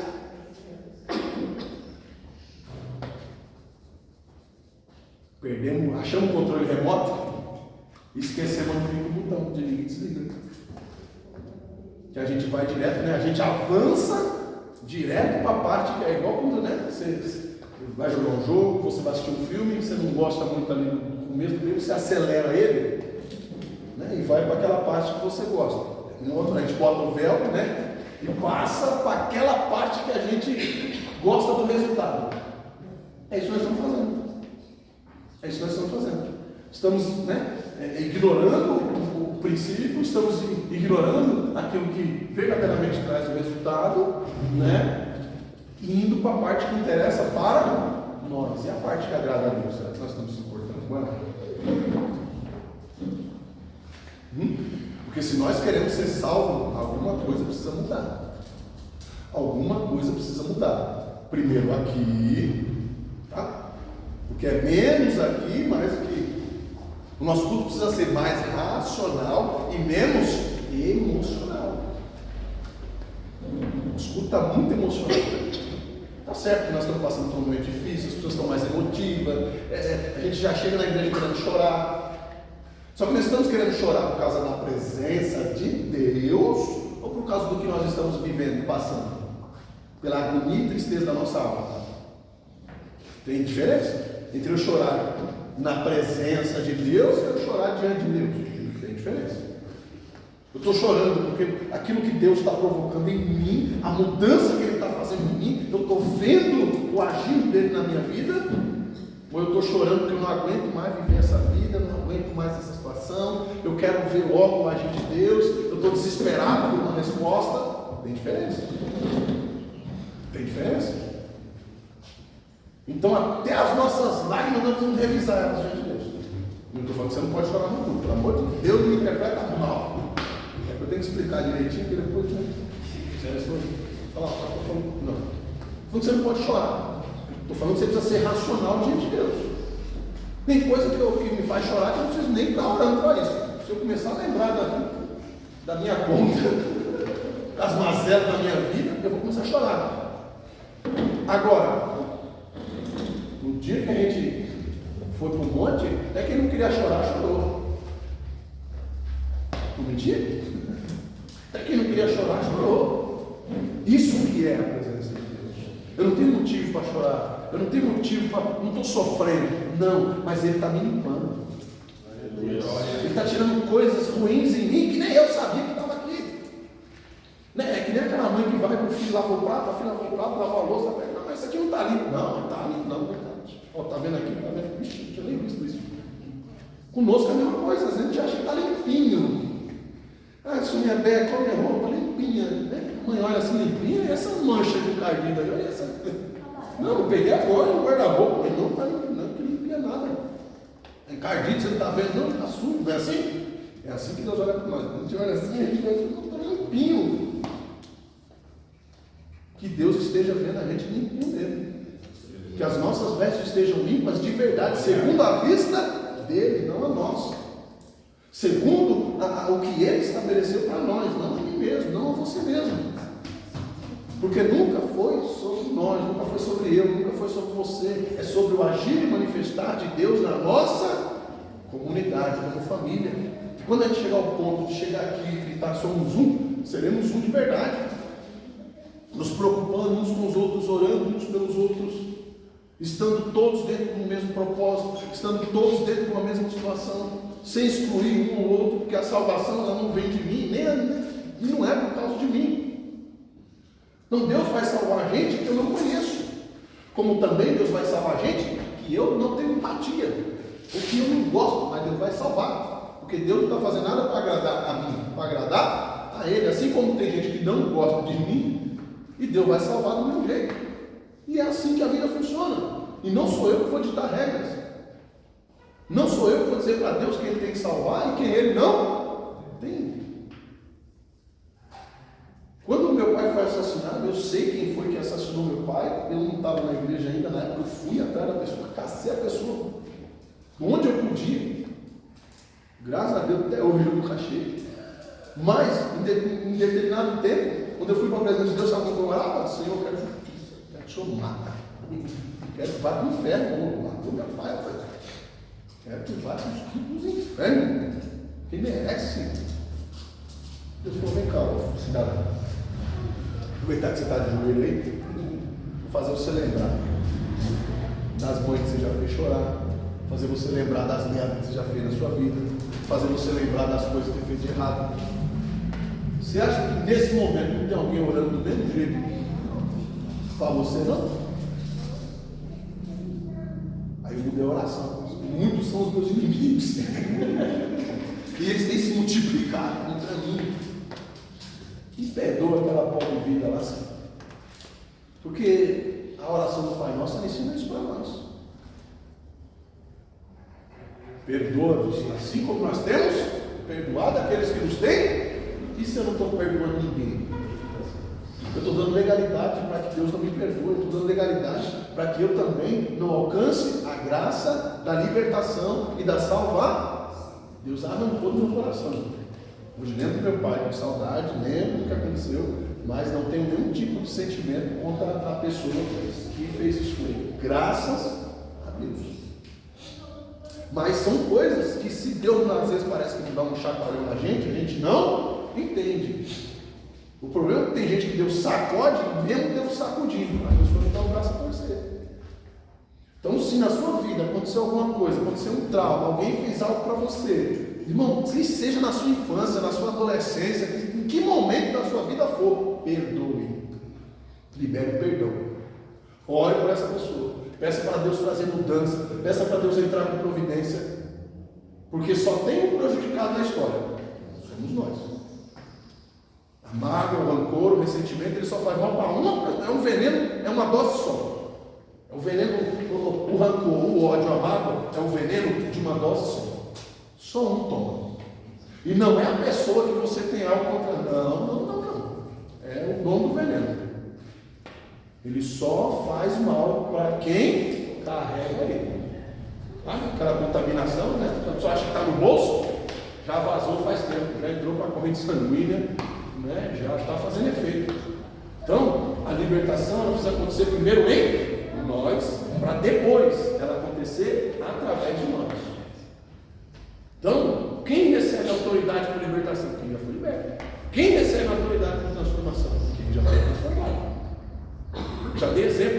principalmente com os obreiros, né?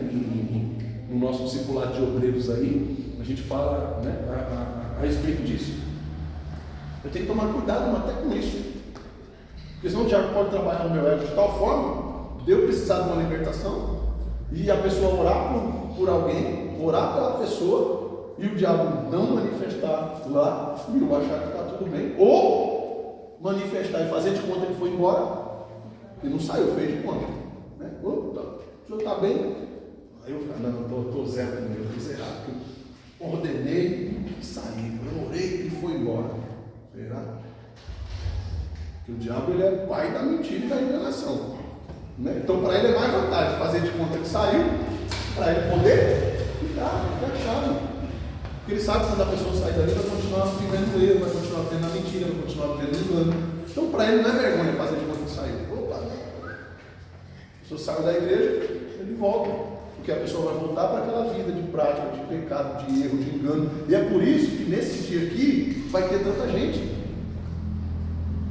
Vai ter muita gente. Porque nós vemos aqui que serão tais pessoas, tantas, que vão, né, formar um grande exército.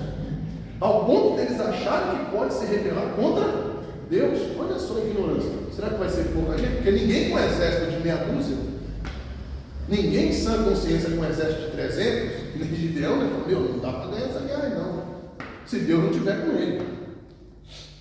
Então o inimigo não é maluco, ele sabe a surra que ele já levou, ele sabe o tanto que ele sabe a surra que ele levou. Você acha que ele é besta de chegar diante de Deus e dos anjos com meia pacata de soldado? Lógico que não.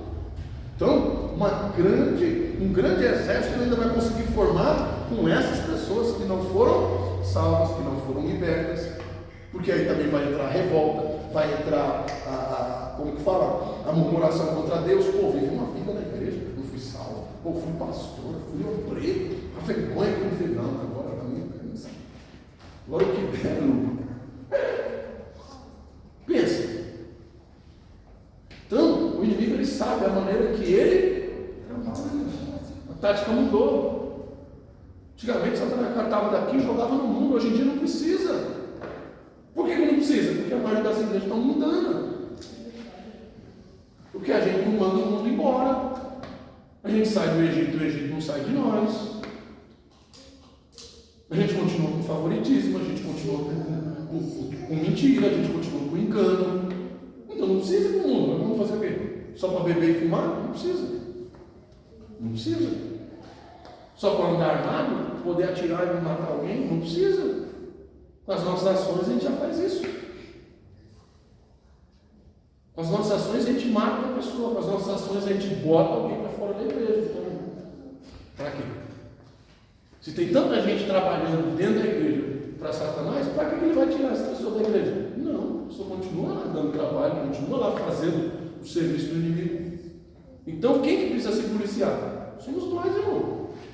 Somos nós. Se eu já tenho a palavra para me direcionar, se eu já tenho o Espírito Santo de Deus para poder ligar os meus olhos como farol, me dar visão de águia, enxergar a situação como um todo, perceber o que está acontecendo, me olhar para a minha própria vida.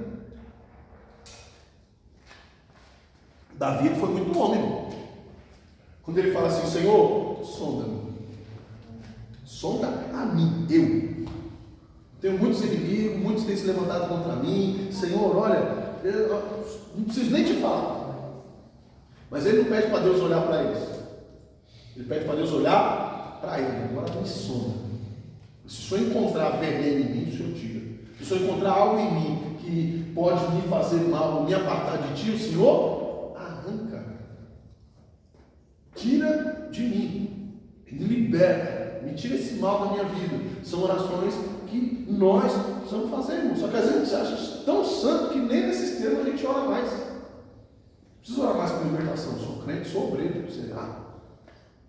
Precisamos ser libertos todo dia e toda hora. Nós não precisamos de uma campanha de libertação. Nós precisamos buscar em Deus em oração. Às vezes tem gente que é liberta com oração só. Quantas orações Jesus fez em Maria Madalena? Uma. Ó, está liberta, vai, só que se você realmente quiser, você vai mudar de vida. Se você realmente quiser, você, vai ser transformada. Ela falou, o quê? Não sai mais de perto do sobrinho. Minha vida agora é aqui, ó. Opa! O senhor tem discípulo? Não, então caiu aqui. Agora tem.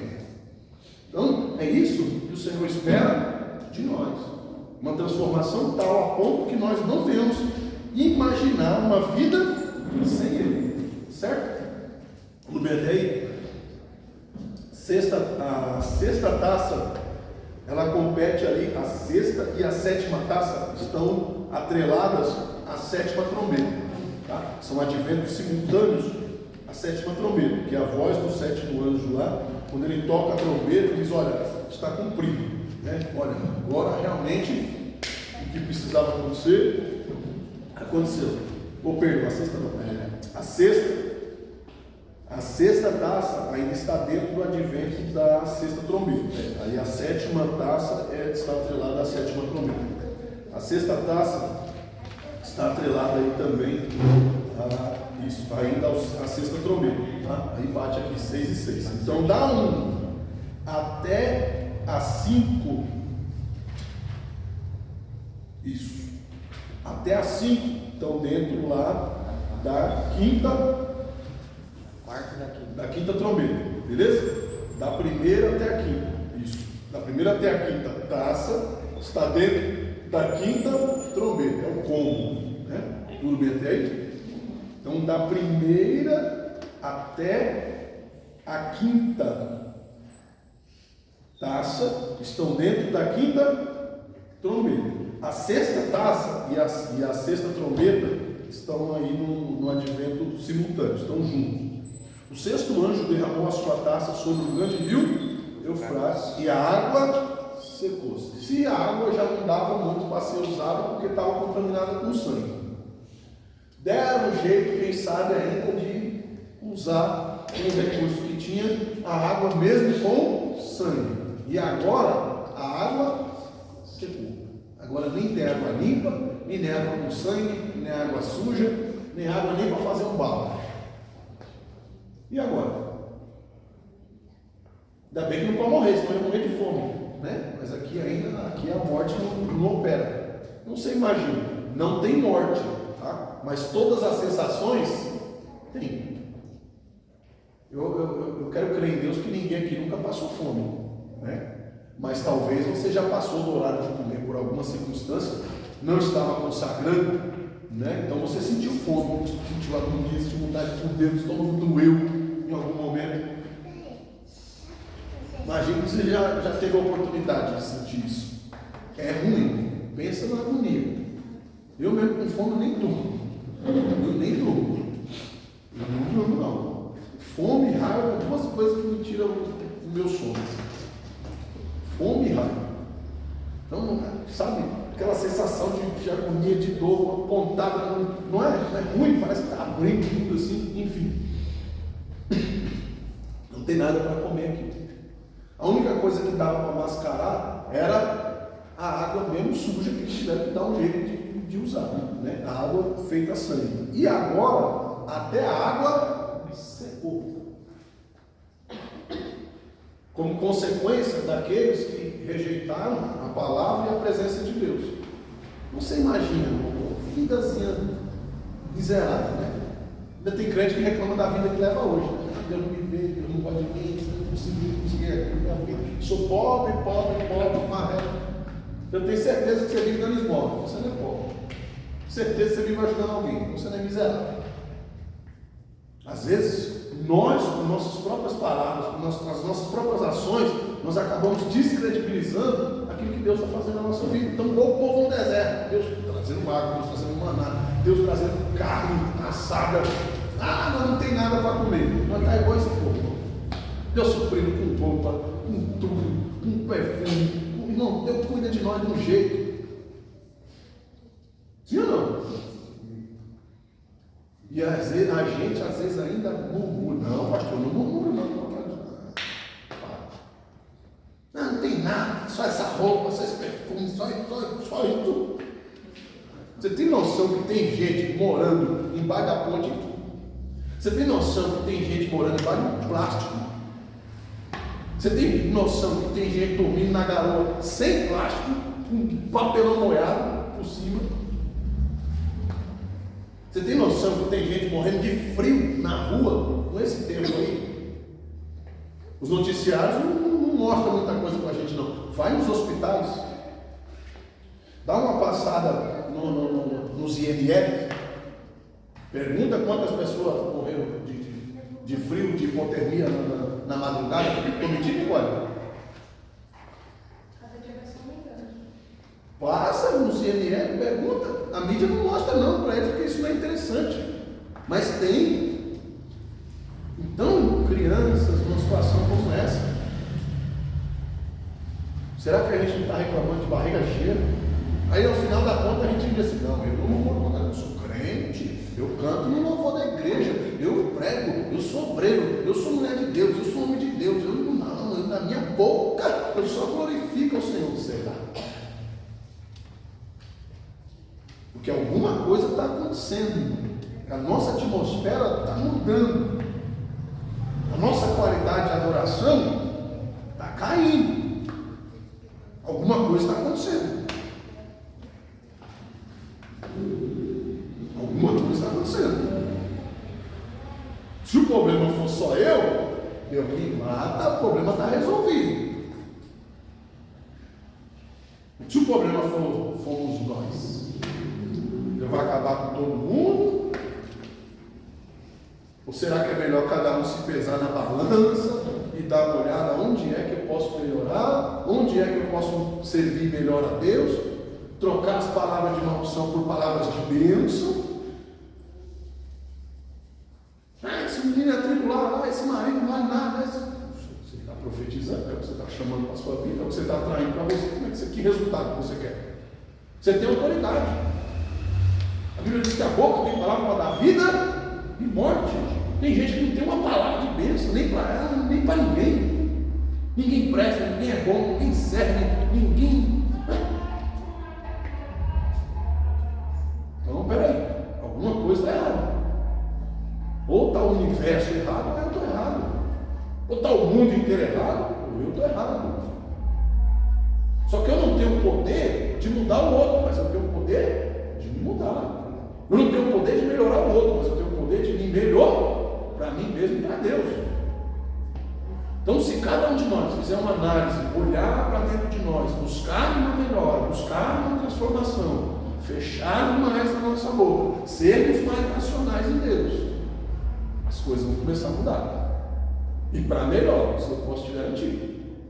Ou a gente continua brincando de igrejinha feliz, ou a gente continua brincando de igrejinha mil grau, ou verdadeiramente nós voltamos às raízes de adoração e começamos novamente buscar o primeiro amor, se arrepender diante de Deus, trazer a adoração verdadeira, buscar ao Senhor com choro e com cânticos, porque nem sempre o choro é de derrota. É limpeza espiritual, é purificação espiritual, é rasgar o coração diante de Deus. Então, até para orar, irmão, nós temos que ter sabedoria para buscar no Senhor. Senão a nossa própria oração pode se tornar uma barreira, um impedimento para eu alcançar o agir de Deus. Então a oração é para ela trazer para hoje aquilo que está determinado para daqui 10 anos. Eu trazer em adoração a presença de Deus por mais perto de mim, parar de correr atrás da bênção, e a bênção fala assim: eu tenho que acompanhar aquele homem ali, eu tenho que acompanhar aquela mulher ali. Por quê? Porque eles estão perto de Deus e eu não posso deixar de abençoar eles. Se tem alguém que tem que ser abençoado, são eles. Então, que verdadeiramente o Senhor desperte em nós esse espírito de adoração, de busca, porque o negócio vai ficar feio. Às vezes as pessoas acham que está ruim hoje, vai piorar, e vai piorar, e vai piorar muito. Vamos lá. E o Eufrates e a água secou-se, para que se preparasse o caminho dos reis que vem do Oriente, e da boca do dragão, e a boca da besta, e a boca do falso profeta, e vi sair 3 espíritos imundos, não eram os imundos ainda não. A resposta aqui eram de anjos, né, que nós vimos, as bestas lá que foram soltas, né, os anjos que foram dadas autoridade para ferir os homens, agora os espíritos imundos liberados, semelhantes a rãs, pois são espíritos de demônios que operam sinais, os quais vão ao encontro dos reis de todo o mundo para congregar para a batalha do grande Deus, o Todo-Poderoso. Eis que vem como ladrão, bem-aventurado aquele que vigia e que guarda as suas vestes, para que não ande nu e não sejam vistas as suas nudez. Bem-aventurado aquele que vigia e guarda. Não é só vigiar, não é só olhar bonitinho, não. Tem que tomar cuidado para não me sujar com todas as minhas ações. Por que ele fala aqui de espírito semelhante a rãs, né? Que são entidades que são adoradas, né? Pro lado do Oriente Médio, como se fossem Deus. São entidades que assim, que tem o povo na mão, entendeu? Como meio de adoração. Então é como se levantasse, né? Não uma rã propriamente dita, né? Mas alguém com esse espírito em que as pessoas adoram essa entidade e vai ter esse povo na mão. As respostas que eles pedem para esse, né? Para esse Deus que se apresenta como rã, essa pessoa vai manifestar esses milagres, essas ações. O que eles vão fazer? Achando a fonte da adoração, achando, né? Porque quem espera de fato, né, a Cristo somos nós cristãos, né? E os judeus ortodoxos lá que acreditam que Jesus não veio ainda, estão esperando ele voltar. Mas fora dali, o Oriente Médio em si adoram essas entidades. Todas aquelas 10 pragas que Deus manda lá no Egito, eles têm uma representação, né? Eram animais que representavam entidades, eram bichos que representavam, tinha algum poder, tinha algum significado para eles. Então por isso que Deus manda aquelas pragas para oprimir eles, para eles falarem assim: olha aí, vocês adoram esse tipo de animal, olha aí, esse mal está sendo causado por esse bicho aí que vocês tanto adoram, tá certo? É como se o povo fez o bezerro de ouro no deserto, é como se Deus mandasse uma manada de bezerro para atacar eles no deserto. É mais ou menos a mesma coisa. Bezerro que vocês querem, então toma, olha o que o bezerro está fazendo com vocês, entendeu? Bezerro. Então, mas ficou claro até aí? Para que isso? Eles vão operar sinais, tá certo? Para levantar um grande exército, congregar para a batalha do grande Deus Todo-Poderoso. Aqui não é para batalhar a favor de Deus, é para batalhar contra Deus. Então assim, o papel deles é trazer essas pessoas, tá certo? A quererem se rebelar e se levantar contra Deus. Não, ele não vai voltar aí para buscar mais uma meia dúzia. Ele vai vir aqui para buscar uma meia dúzia aí que ficou para trás. Vocês vão deixar? Se com esses aí que ele ainda queria salvar, ele fez tudo isso, você imagina quando não tiver nem esses aqui. Você acha que com essa conversinha mole ele vai conseguir enganar alguém ainda? Vai, e não é pouca gente não. Vai, e não são poucos que ainda vão continuar sendo enganados. E aí ele vem, trazendo esperança para nós. Esse que vem como um ladrão, bem-aventurado aquele que vigia e guarda as suas vestes, para que não ande nu e não sejam vistas a sua nudez. E eles os congregaram no lugar que em hebraico se chama Armagedon. E Apocalipse 16. Tá certo? Então, olha todo esse contexto. Então, a sexta trombeta aqui, a gente já sabe, né, que ela está acontecendo mais ou menos nesse advento aqui. Então, a gente só tem a sétima taça, que está linkada aí também, né, a sétima trombeta. Tudo bem até aí? E o sétimo anjo derramou a sua taça no ar, e saiu uma grande voz do santuário da parte do trono de Deus, que diz: está feito. E houve relâmpagos e trovões. Estou lendo 17. Apocalipse 16, 17 em diante. 18. Isso. E houve relâmpagos e vozes e trovões. Houve também um grande terremoto, o qual nunca houvera desde que há homem sobre a terra. Terremoto tão forte como grande. E a grande cidade, né, ou seja, Israel, fendeu-se em 3 partes. E as cidades das nações caíram. E Deus lançou-se da parte da Babilônia para lhe dar o cálice do vinho do furor da sua ira. Né? Ou seja, o mesmo fim, né, da Babilônia terá toda essa ação demoníaca e aqueles que estão a serviço de Satanás, que é o fim de toda maldade, né? Que é quando Deus aqui traz a juízo, não só o anticristo, né, que está aqui nessa partezinha aqui, né? Satanás, o anticristo, toda a corja maligna, é colocado o fim aqui, né, no juízo do grande trono branco. Depois da batalha para Armagedon, que é essa caiu com o Barney. Esse período aqui é a 7ª trombeta. Deus dando fim em toda a maldade, toda a carnalidade, toda a peste peçonhenta. E o fim, né, também, como consequência disso, o fim dessa terra aqui. Porque aqui nós estamos já na frente do milênio, na frente do período de 1000 anos lá para Cristo.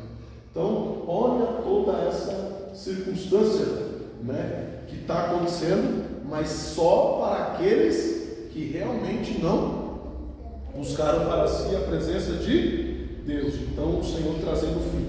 E aí depois daqui é a última, né, a trombeta de fato, é quando diz que é a única, né,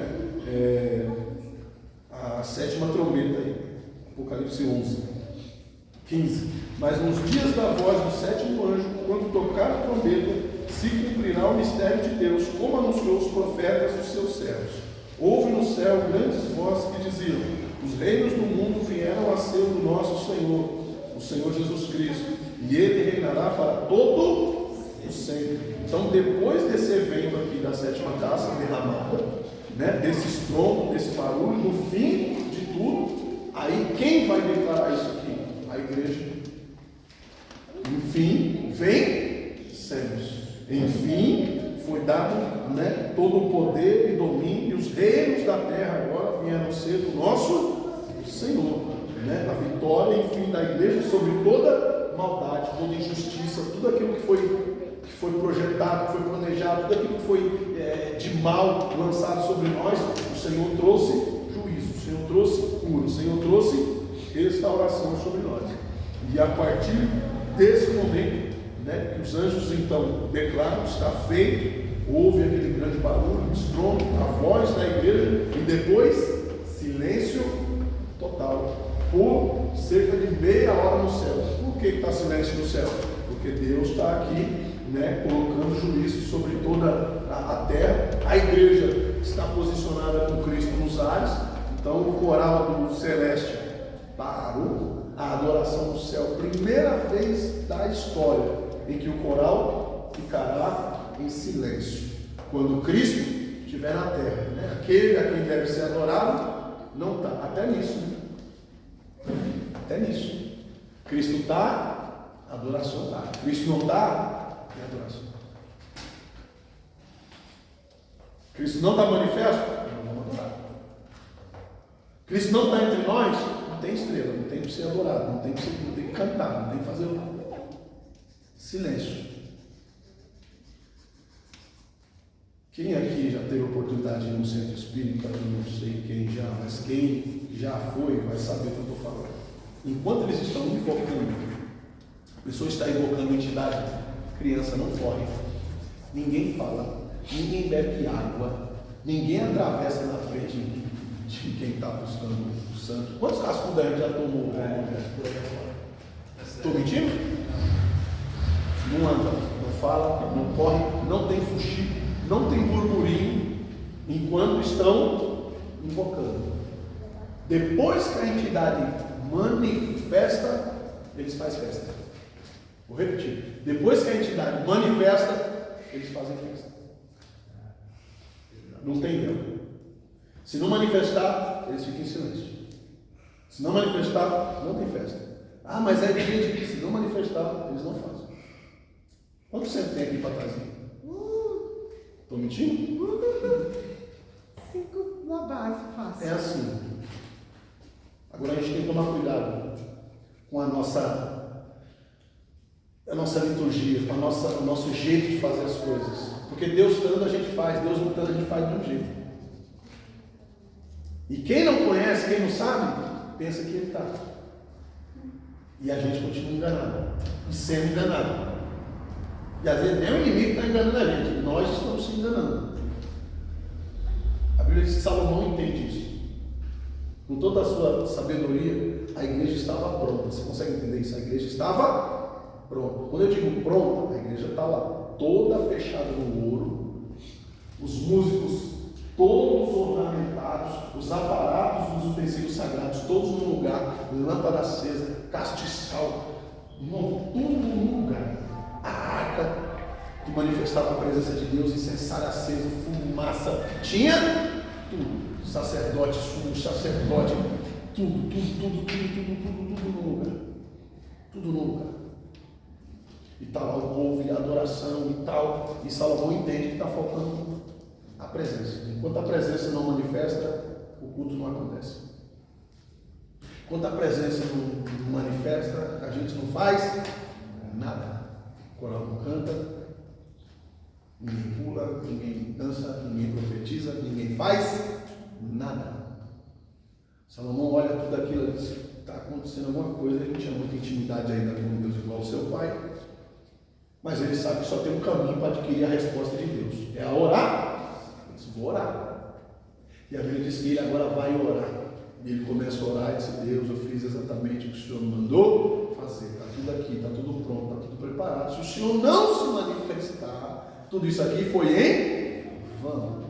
A Bíblia diz que quando ele terminou de orar, a glória de Deus invadiu a casa, de maneira que ninguém pôde ficar em. Deus se manifesta. Aí pode fazer. Quem conseguiu? Porque não era sobre ficar em pé, era sobre se curvar diante da presença dele. Não era sobre festejar, era sobre sentir, perceber, entender e se regozijar com a presença dele no ambiente. Entende isso? Nós precisamos entender isso. Nós precisamos, sabe, quando entrar aqui, a atmosfera ali precisa ser diferente. Sabe quando você entra num shopping, você entra num lugar que tem uma climatização e você passa por aquela porta, você sente, né? Mudou.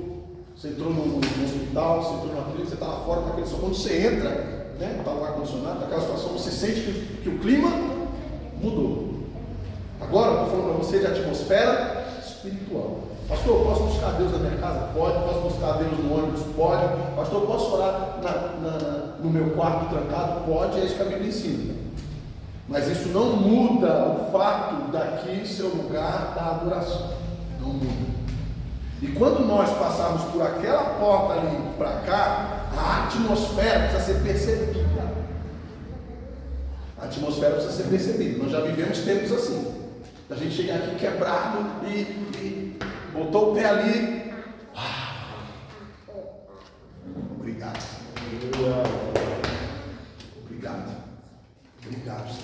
Obrigado. Deus não precisa falar, não precisa apontar, antes da palavra, antes do louvor. Certo? Isso precisa acontecer. A atmosfera precisa mudar. Eu não estou falando de técnica, eu não estou falando de pirotecnia, eu estou falando de presença de Deus em nós e aqui. Então, quando a gente dá a mão e vamos buscar junto em oração e adoração, nós vamos ser deixados para trás. Não só do arrebatamento, mas da manifestação de Deus, que diz que naquele tempo derramaria sobre nós a porção do seu Espírito. Está cumprindo tudo que nós aprendemos aqui em Apocalipse, da volta de Jesus, os sinais, está acontecendo? Cadê a presença? Cadê as nossas crianças sendo batizadas? Eu já vi criança daquele tamanho ali, ó, sendo batizada com o Espírito Santo. Já vi criança do tamanho do Igor, né, jovem, no caso, orando por libertação. Eu já vi. Você já viu. Muitos de nós aqui já vimos. Deus mudou? Será que Deus ficou velho? ficou meio desacreditado, perdeu um pouco de poder. Será? Então acho que a culpa é minha, acho que eu devo ser o único culpado diante de tudo isso, por essas coisas não estarem acontecendo. Porque o ápice da igreja não é o manifestar de demônios na igreja, não, isso é sinal de que eles estão tendo acesso no meio de nós. É fato, irrefutável isso. Não, o fato de manifestar pessoas aqui não é isso que vai identificar a presença de Deus nesse ambiente? A mudança de vida, o manifestar da glória de Deus. Quantas vezes aqui, tem gente que tem esse dom aqui, quantas vezes Deus falou conosco sem usar profeta nenhum? Quantas vezes eu cheguei aqui arrebentado, sozinho, vou entrar aqui, trancar a porta dessa igreja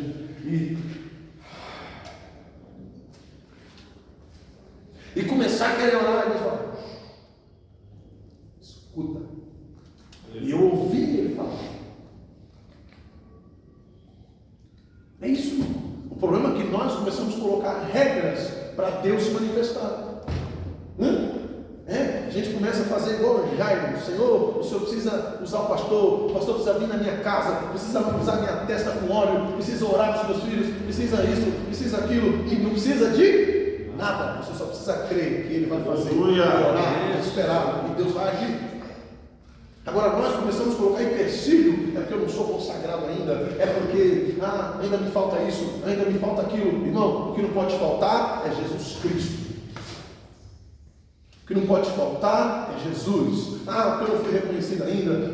Porque eu não faço parte disso. Porque eu faço parte daquilo. Porque eu não sei ler. Porque eu não sei pregar. Não é por causa de nada. Porque você precisa parar e ouvir e receber a presença de Deus na sua vida. E deixar Deus agir. E deixar Deus fazer. E quando Deus falar vai, você vai. Quando Deus falar fica, você fica. E quando Deus falar fala, você fala. E quando Deus manda você se calar, Aleluia!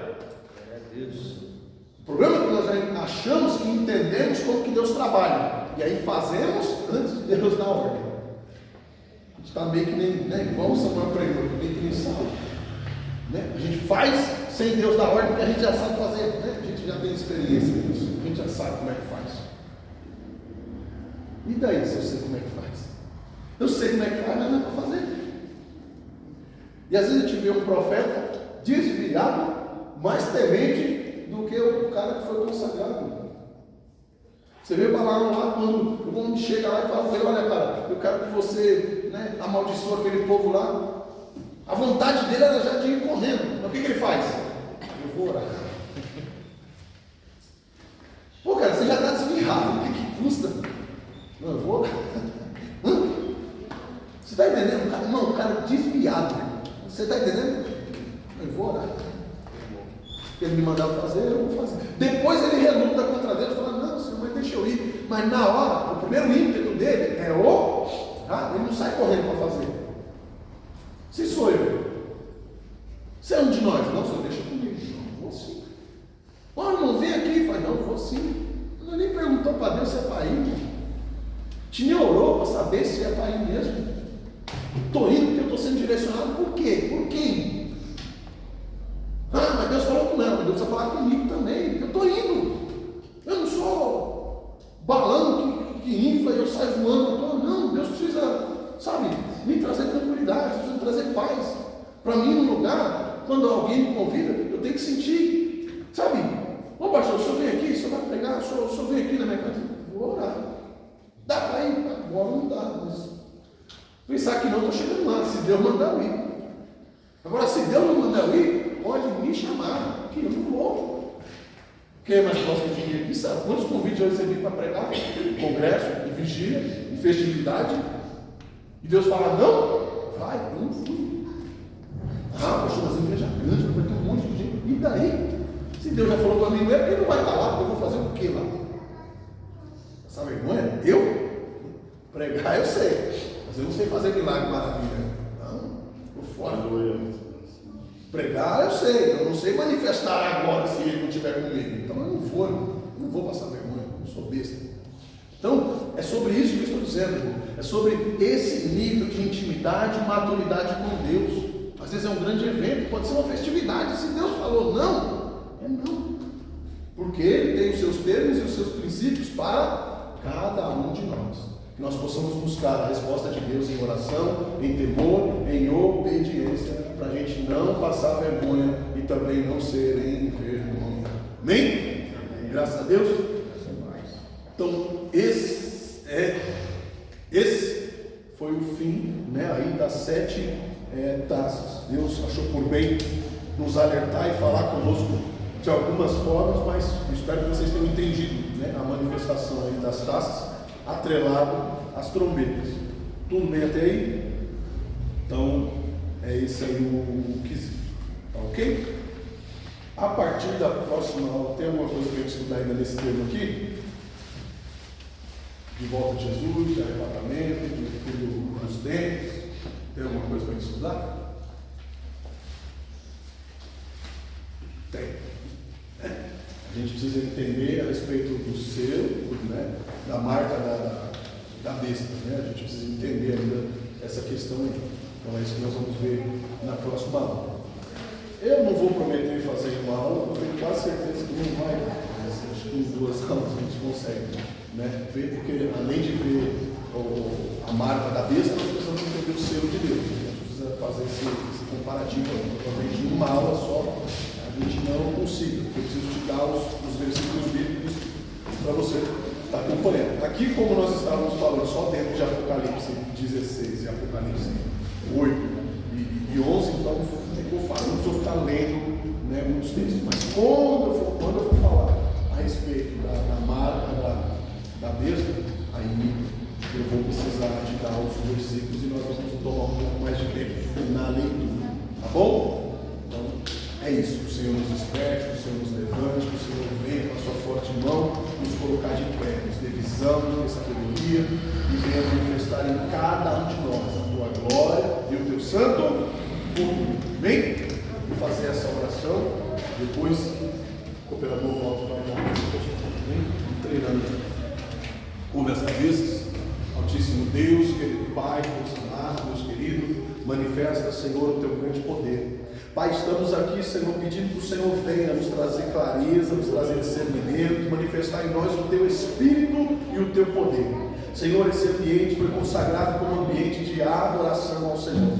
Pai, que nós não venhamos nos perder no meio das dificuldades, que nós não venhamos nos perder em meio de encantamentos, não, Senhor. Que nós sejamos sensíveis a ouvir a tua voz. Manifesta, Senhor, o teu poder. Muda, Senhor, a atmosfera, meu Pai, nesse lugar. Senhor, que os nossos corações estejam sensíveis não só a te ouvir, mas também a te obedecer, ó Pai. Leva-nos de volta em paz e segurança. Visita, Senhor, aqueles que não puderem estar aqui essa noite.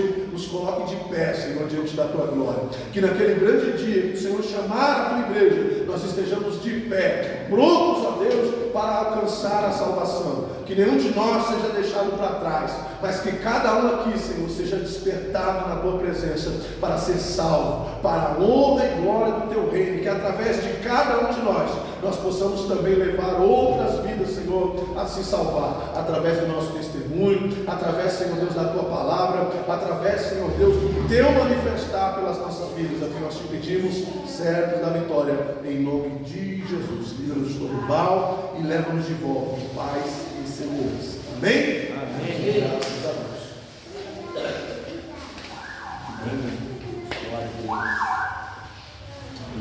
Todos digam que a graça de Deus, Graça de Deus. que a graça de Deus, Que a graça de Deus e a comunhão do Espírito Santo está sobre nós, permaneça conosco hoje, para todos sempre. A igreja diga amém. Se Deus é por nós,